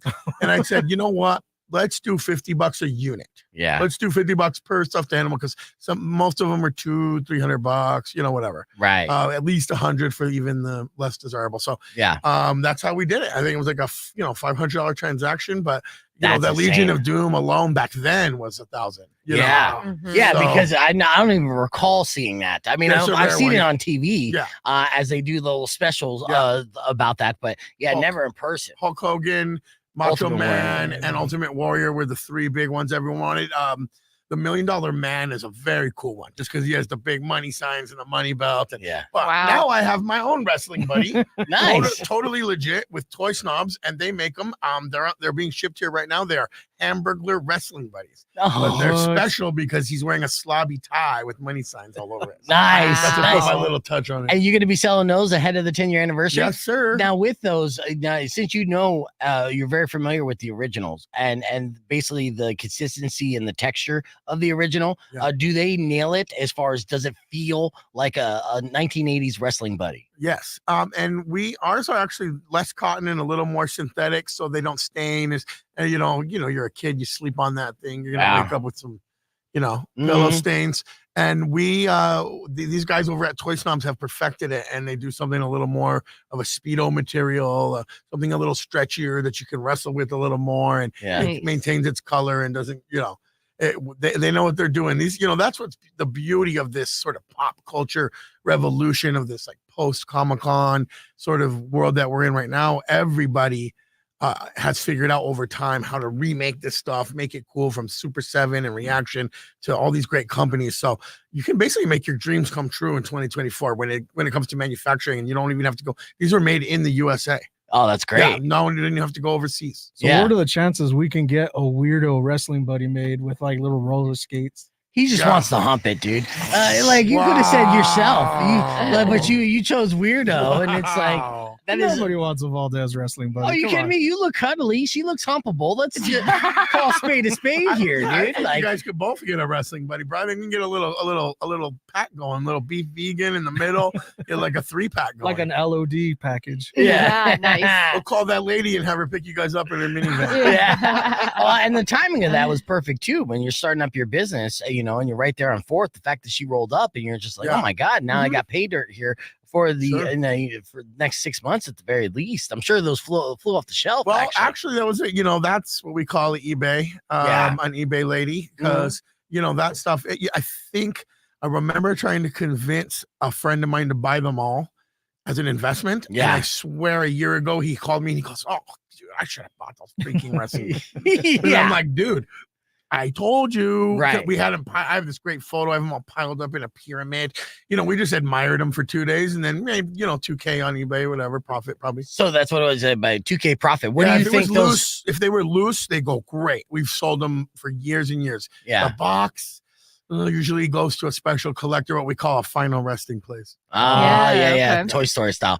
Now, what do you think today? All those wrestling buddies you got that day 10 years ago would run for as a whole? Almost double. Yeah, almost double. Yeah, almost. I would say the ones that were 100, they're probably, Macho Man, for instance, the most common. Yeah. So he's probably 200 now instead of 100. Right. Hulk, same thing. But then you get into, some of those other guys. Ultimate Warrior is very popular. Yeah. So the Ultimate Warrior one alone, if I'm not wrong, is probably $400 or $500. That's the one I had growing up. I had the Ultimate Warrior one. I mean, he was the man. Yeah. And once you graduated from Hulk and you grew up, it's like growing up into Punisher and Wolverine from Spider-Man. You know what I mean? You just at one point you want to kill somebody. I still have both of those. All right. Well, we got Valdez in studio. Of course, Slobby Robby, Generation Cool's 10-year anniversary concert event with Max Sabbath is happening next Saturday, not this Saturday. And I actually have a pair of tickets I can give away right now. Yeah. So 600 KFMA. Yes, 605-362. We'll do caller number 10. If you call in right now, you can win a pair of tickets and you'll be able to join us for the 10-year anniversary at Rialto. So 600 KFMA is the number. We're continuing the conversation with Slobby Robby next on Beef Vegan Presents, so don't go away. Clear. So, in fact, actually, I asked my boy Mucho, who is my promotion director there, and I was like, hey, do we have Max Sabbath tickets? And they're like, yeah, we've been giving away on KLPX, Classic Rock Station. I was like, well, hook me the fuck up. That's what I said in the email first right away. I was like, wow, that's cool. But we could also go on and do this. And they were like, oh, okay. Yeah, you could do both. Third-party people, bro. I know. Like a third-party people in the message going, we're going to do, here's our plan. And I was like, well, here's my plan. Yeah. I'm going to go on the actual show myself. Exactly. And I'm going to do it 2 weeks in a row to go extra hype and you and your stuff. fake ticket. Yeah, that's it. Rock 1 2.1. Who's this? This is Claudine. Claudine, you want to go to Max Sabbath at the Rialto Theater? Yes, I do. All right. Say hi to Slobby Robby real quick while you're here. Claudine, baby girl, congratulations. Thank you, guys. Have you ever seen Max Sabbath live? No. You're in for a treat. It's a spectacular show. That's what I've been listening to you guys say. All right, awesome. Well, stay on the line here. I'm going to get all your info, okay? Okay, no problem. All right. And for the rest of you guys on the stream, we're going to play music news from Weirdo earlier this morning. We're going to be back more, obviously, with the rest of the crew. It's when we return, I need you to answer this question. Only when we return. You keep asking, you keep stating this on your social media. You're saying vintage is dead. I want to know what you mean by that. And we'll talk about that next. So yes, sir.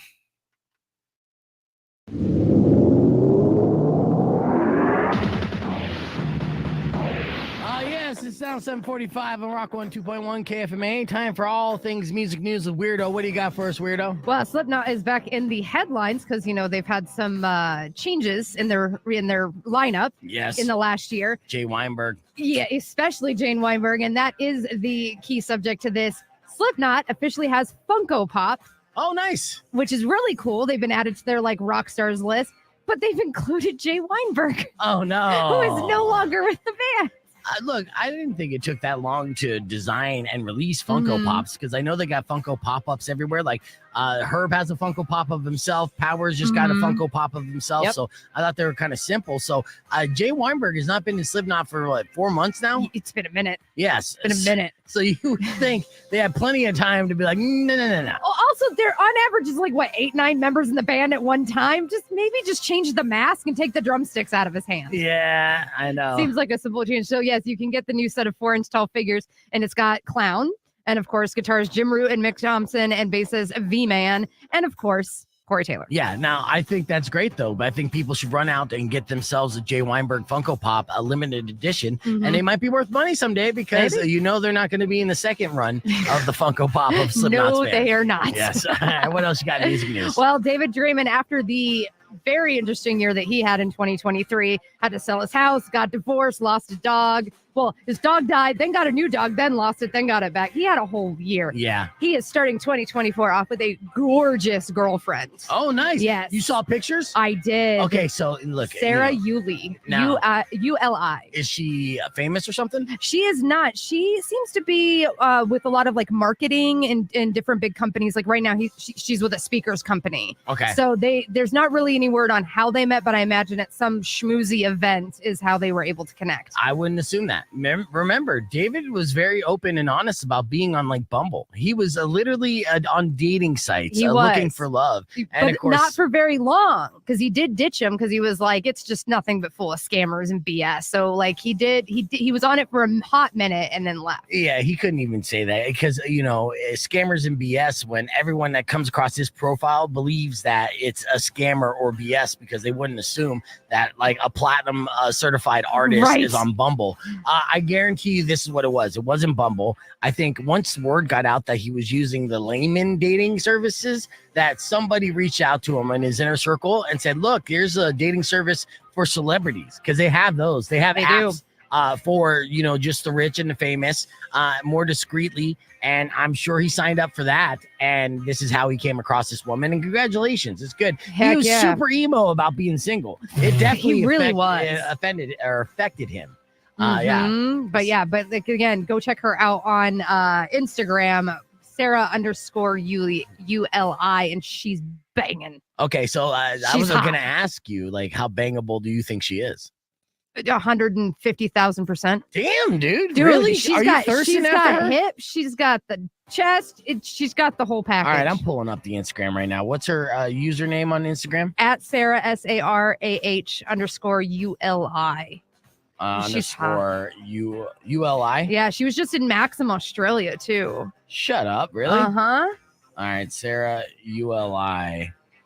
I mean, is she verified? I can't even find her right now. She's verified. Well, maybe she took it down after going public. Maybe. Or just blocking me in particular. That's possible as well. All right. I mean, it happens. Well, we'll figure it out on the break. What else There you you got go. in music news? Oh, okay. Let me see that. Yeah. All right. Let's see. Raymond. Yeah, buddy, dude. Now you know why he's hitting the gym. Yes, I know, but he'll stop, and she's gonna break his heart. She's basically just like a Maxim model. She's smoking hot, and good for him. Mhm. What a way to recover from a broken heart, Right? Is from getting with the most beautiful woman you ever probably been with in your life. And I'm assuming that even though he's been a rock star for a lot, I mean, she doesn't look like a Disturbed fan by any means. No. And how old do you think she is? That was something I deep dived. I could not find that out, but I would say late 30s, early 40s is my guess. Yeah, she's very Miami, which means butt lift, and then she got the wide hips, fake boobs. I mean, just fun. She's fun. Good just for him. bouncy and fun. All right. Well, I guess that's all the time that we have for music news. Should we share some of those pictures? You know what? Do me a favor. Well, actually, I'll find the account and then I'll share some of her pictures on her stories on the Rock 1 2.1 Instagram so you can see what David Draymond's hitting. And, salute that. I'm down with that sickness. That doesn't make any sense, but it works. Yeah, all right. Let's hit the reset. We got tickets to give. It's a very interesting movie to talk about. All right, we're back here live, and you're seeing an image of Slobby Robby, just basically melting hearts on the internet. Doing it for all us bigger guys right there. Rock 1 2.1 KFMA. Let me pull this up real quick because there's a couple things. Slobby Robby on Instagram. I see. Yeah. I see what's going on here. That's sexy, dude. And so you're sitting on a toilet basically in the nude, right? And then white tube socks. The first comment that I noticed was, "Dang, daddy." Yeah. Do you even read the comments anymore? I mean, you got a ton of followers. I try not to, but sometimes I'll feel a little frisky. Right. And frisky and risky. And I'll whatever. Yeah. If someone's not saying that, then it's probably more of a problem. Yeah, no, I mean it's love. 138,000 followers on Instagram. Of course, a lot of people. Robby popped up on their radar from his Netflix show, which is originally on Complex, called Slobby's World. Basically a reality show talking about the business of vintage and resale, which you've been in that game for a long time, right? When did you start? How old? 20 years. So when I was, 1920 and 99, 2000, I was a collector, sneakers, hats, toys, jerseys, t-shirts. And I started discovering eBay and eBay was a gateway drug to shopping all the time, right? 3 a.m., whatever, which is really fun. And then I started realizing prices. Oh, wow, this is worth something. It's not my size. It's not part of my collection, but it's worth $80 on eBay on this site that I'm on. Yeah. And then I'm trying to, then you have to navigate learning how to ship and utilize the post office, especially back then. It was a little harder, but I've been selling on eBay proudly for 24 years. Wow. Yeah. Do you get any kind of certification from eBay? Do they give you any kind of plaques for being because like YouTube, you get a certain amount of streams or Spotify. They're just like, hey, good for you. You're part of us. You know? I'm a power seller, beef. Oh, nice. Yeah. I'm a power seller, and it shows everybody members since 2000. That's big deal. Yeah, 1,000 positive feedback. 0 negative feedback. Like, all my I leave all the drama for the shop account. Yeah, that's where I do people dirty and get bad feedback. It's on my business account. The Slobby Robby account is on the up. It's stellar. It's 5-star. Now, so you're in the game and the art of vintage and resale. But I've been noticing you posting on social media a lot recently. The statement that vintage is dead. But what do you mean by that? Well, you can make the case that vintage was never a thing, right? You can make a lot of cases in philosophy. In this particular approach, I think that sometimes you can harken back to art history and something like punk is dead, or De La Soul is dead. Let's say in the hip hop terms. So there's some historical reference here. It doesn't necessarily mean end all be all. No one's ever selling vintage again. Right. But when I started selling clothes, and what I was just talking about in that time period, and even when I first opened the store, nobody used the word vintage. I'll be honest. Yeah. So when people came in, I would tell them, well, we're all 80s and 90s. Well, what does that mean? What does that mean? And it's not retro. It's not remade. It's the original stuff. So I had to start saying vintage, older stuff. Not saying obviously I didn't coin that term. I learned on eBay early on that the stuff that from when I was a kid was quote unquote vintage. Right. So I thought vintage was all Levi's from the 1920s and old Banties and leather jackets. Right. And then I realized, oh, I'm vintage. Yeah, exactly. And that was back then, right? And when we opened the clothing store, people didn't say, I'm a vintage seller, I'm a vintage reseller. It wasn't a buzzword, okay? It just wasn't. So you took a social movement or a community, whatever, out of a term that wasn't necessarily the term that was always there, especially for the time period that we're dealing with, right? Yeah. I'm not that old. My childhood wasn't that far away. No, and when I opened the store, we would never have sold Y2K stuff because it was 2013. Yeah. Now Y2K is the rage in what do we say? Vintage. Right. So again, vintage has become a trend. Vintage has become somewhere that you can belong, right? Things that people like, just like hip hop, quote unquote, had its period in the mid 90s. I'd say where a lot of rappers were coming out saying hip hop's dead. Hip hop's not what it was. Hip hop's not, it's pop now, or it's, it's not rap anymore. It's this, or, and I think that we're at a point where stuff like that's happening, and everyone and their mom, quote unquote, sells vintage. And I do quite literally mean regular dudes coming in and their mom who all sell vintage, and they come in and they're dropping terms, and these are things I made up on my show. These are terms I made up on the Netflix show. No one's saying fire before me. Nobody was saying that. Nobody was using a cannabis term to talk about clothes or a person or a look, right? So I didn't invent the word vintage, but I definitely pioneered the concept of being a vintage dealer, and that being sort of a persona, like a skater or a DJ or something that makes you feel like you belong or makes you feel good about yourself. And I think that it's so oversaturated now that it's gone, and it's what we call jump the shark. Right? So I think it's kind of, it is what it is. I still sell clothes. I've been selling clothes since 8th, 9th grade. I don't need to call myself a vintage dealer to feel good about myself. So if all these nerds are mad that vintage is dead, it's not my fault. Okay. So, but I mean, Generation Cool is still going to sell things that are basically from your teenage childhood, but by decades now. I mean, vintage or retro, or things that, fashion is cyclical, like every 20 years, then, what was old is new again. And we're seeing that. In fact, actually, with my high school daughter, she's wearing the baggy clothes that I wore in the 90s. Big pants. Big pants, small tops, right? But here's my agenda or my sort of take. It's never not been cool.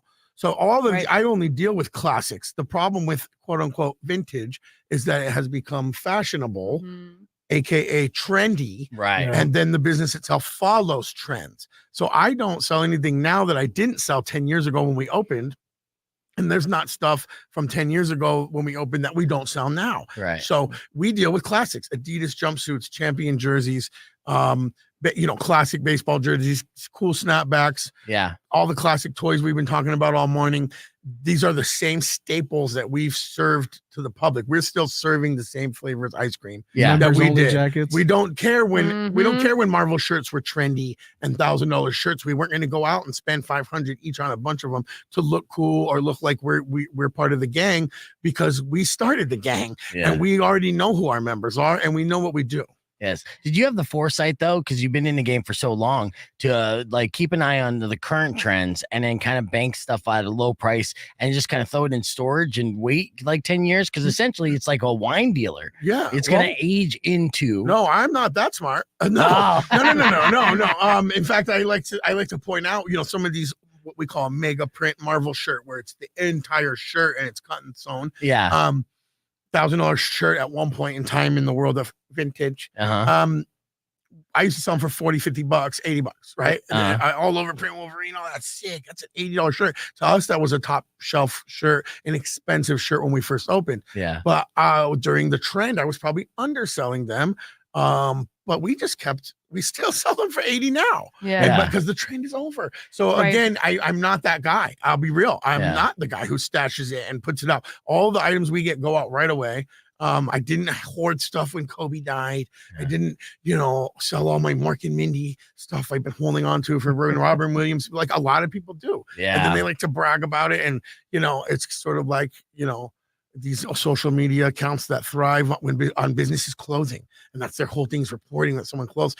It's like, okay, dude, what's your talent? I don't, my talent is not saving things and squeezing every dollar out of them. My talent is people skills, having fun, and helping people look cool and feel good about themselves. Nice. Well, Generation Cool celebrating 10 years. Anniversary is happening next Saturday at the Rialto Theater, headlined by Max Sabbath. And there's going to be a whole a swap meet happening in between Rialto Theater and Funky Monk, or the R-Bar area. Exactly. That's going to be set up before the show. We'll give you more details on that in the podcast broadcast stream. Got to play some commercials. Be back with your beef tip, but you can join us youtube.com/beefvegan on Rock 102.1 KFMA.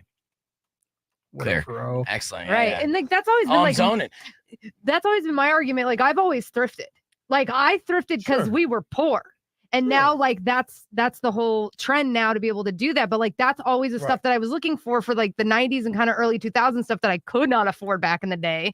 And that's kind of been consistently my style all the way through. So anytime that like, you know, now the 90s is a bit more trendy, I'm thankful because then that style is a little more readily available. But then it pisses me off that Forever 21's doing it. Right. In that fast fashion, just trying to copy they're doing it wrong though, because they weren't alive in that era. So they're kind of wearing things wrong. I'm like, I mean, you know, there's one side like where we to say, you know, you can play devil's advocate, but you know, what's interesting is you go to a vintage event now, right? Like a big flea, and you'll find a really cool piece, and then I'll realize, oh, it's Forever 21. Right. Right. And then you're realizing that that there's an art to mimicry and there is an art to retro, and that sometimes retro is okay and cool. It doesn't mean it's responsible for the environment or that item's well made and is going to last a long time. But it is interesting and funny how our brain comes back to classics. Our brain is always going to be attracted to the stuff we like, even when someone mimics it or tries to remake it. Right. But you know, hey, look, thrifting's fun. Oh my God, I love it. You're sourcing right from the source. It's anywhere but Goodwill, by the way. Correct. Terrible company. So I got a question for both of you, since Weirdo likes to go vintage shopping. Is there a white whale for you guys? Like, is there an item that you've been searching for years? Oh, wait, you mean a grail? Like something that you just wanted, for your collection? What about you, Weirdo? I mean, typically anytime I can find Demonia platform shoes. Now, typically my go-to spot is actually up in Phoenix, a place called Rocket A Go-Go. Because like that's what she Perfect place for that. Yeah, because she deals in completely alternative. It's really great. But anytime I can find anything Demonia platform in a thrift store, and it's been a few years since I found something. I've recently found Rocket Dogs have a vibe too. Start looking for Rocket Dogs. Yeah, they have that vibe too, and they'll have spikes. They make cool ones. Yeah, my secret is honestly, my girlfriend discovered 50% off Savers Mondays. She goes every Monday, and sometimes I'll join her, and like we just have a constant. That's another like thing. If you're really looking for something, have a list. Because I'll go into a thrift store and forget what I'm looking for. So we always have a running list of what we're looking for, and we have found like top end. Like I found a $300 ski jacket for $4.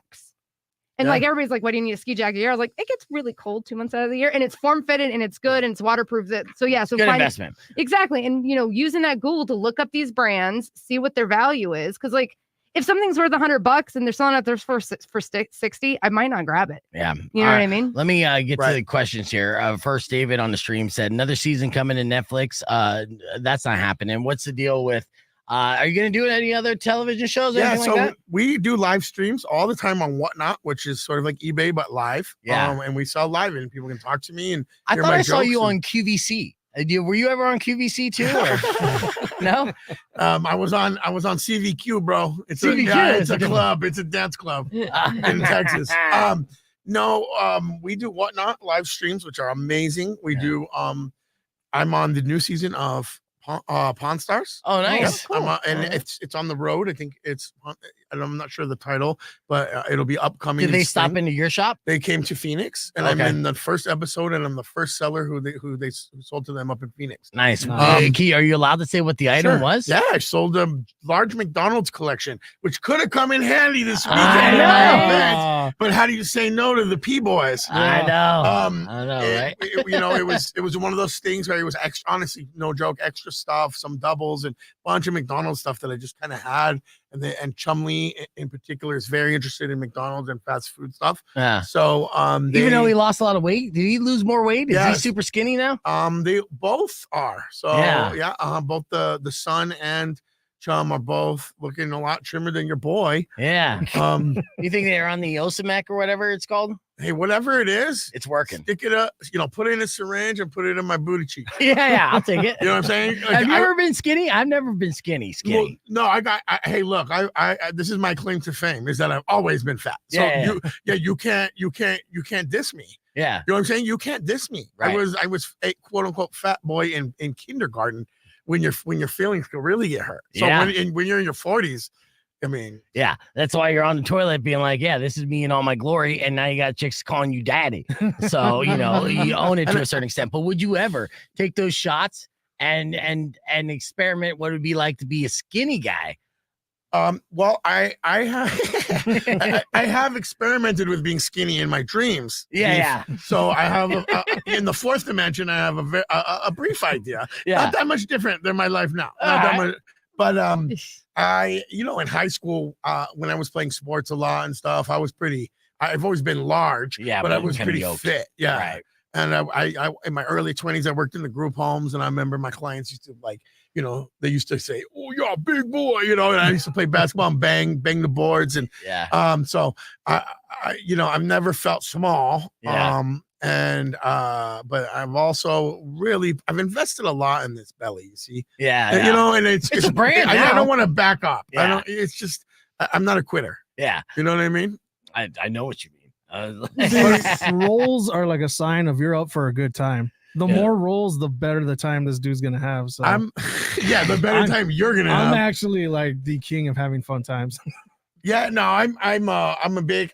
Believe it or not, I don't really. So, in all seriousness, I don't really eat McDonald's or fast food, and I don't eat hot dogs and a lot of this stuff anymore. Yeah. And I'm a father, and I like to ride my bike, and I like to eat salad and ramen and Asian foods. Look at you. Well, I mean, I saw you at Sprouts, so I know for a fact. I Right. mean, as I stalked you, you were getting some healthy food. Yeah. We're back here on the air real quick at Rock on 2.1 KFMA. You got about like an hour and 45. I wanted to ask you real quick, Robby. I see that there's a trend that's growing called Grandpa Core. That's the latest fashion trend. Have you heard anything about this? Well, we went from Norm Core to Finance Bro Core to Grandpa Core, right? I think that's the order that we went in. Part of me, I might be missing a couple steps in between. Yeah. So it just seems about right. I went through Grandpa Core in high school. I don't know about everybody else because I went up to, I went and stayed at my grandpa's cabin, and he had old Adidas Stan Smiths, and he had a bunch of really cool tennis shoes. And I took his flannels and his beanies and his tennis shoes, and I looked like the Beastie Boys when I got back in town. So I think I've been on Grandpa Core for a long time. Well, Slobby Robby's always ahead of the trend. Generation Cool, of course, is on 4th Avenue. The big 10-year anniversary is going to be at the Rialto Theater, headlined by Max Sabbath. You can get the ticket information at rialtotheater.com. Slobby's going to be joining us next Friday as well. So we'll party before it's basically a pre-party before the big party. Congratulations on 10 years. Yes. Thank you, sir. We're wrapping up on the FM side, so I want to give you a beef tip before we're out. Here's my beef tip. 2 simple things that will make you instantly sound smarter. This is something that I will incorporate in my everyday life because online people like to call me an idiot, but I'm going to sound smarter by doing these 2 things. Steer clear from big words. If you noticed, I eliminated those from my vocabulary. Anything 3 syllables or more, kaput. That way you Done. don't mispronounce. Yes. And slow down your speech. If you talk slower with smaller words, you're going to sound smarter, no matter how dumb you are. So if you feel like, your brain is always working against you, do those 2 simple things. You'll sound a lot smarter. And there's your beef tip. Thanks for listening. Enjoy the rest of your day. Drive safe, ride safe. And as always, rock local. Later. Wish upon a side of beef. Soon will Oh, that's clear on the FM side. all your grief. But if you've been All right, we're wrapping up, guys. Thanks for watching the show. I will not Robby, you going to be back next Friday? I can't wait, man. And you know what? I'm going to bring everybody a little special treat and a little surprise. We are Tucson's Rock. Is it okay? I don't know if Valdez will be here. Are you going to be here next Friday Well, then? You're not getting the treat. Yeah. I don't know am what that has to now. do with anything with the tea in China, but Guys are pretty real blessed, man. Yeah. I'm sure he'll come to the flea market and we'll take care of him too. How Yeah. do you sign up for a spot? All right. Well, thank you guys for watching let the me stream, check. everybody.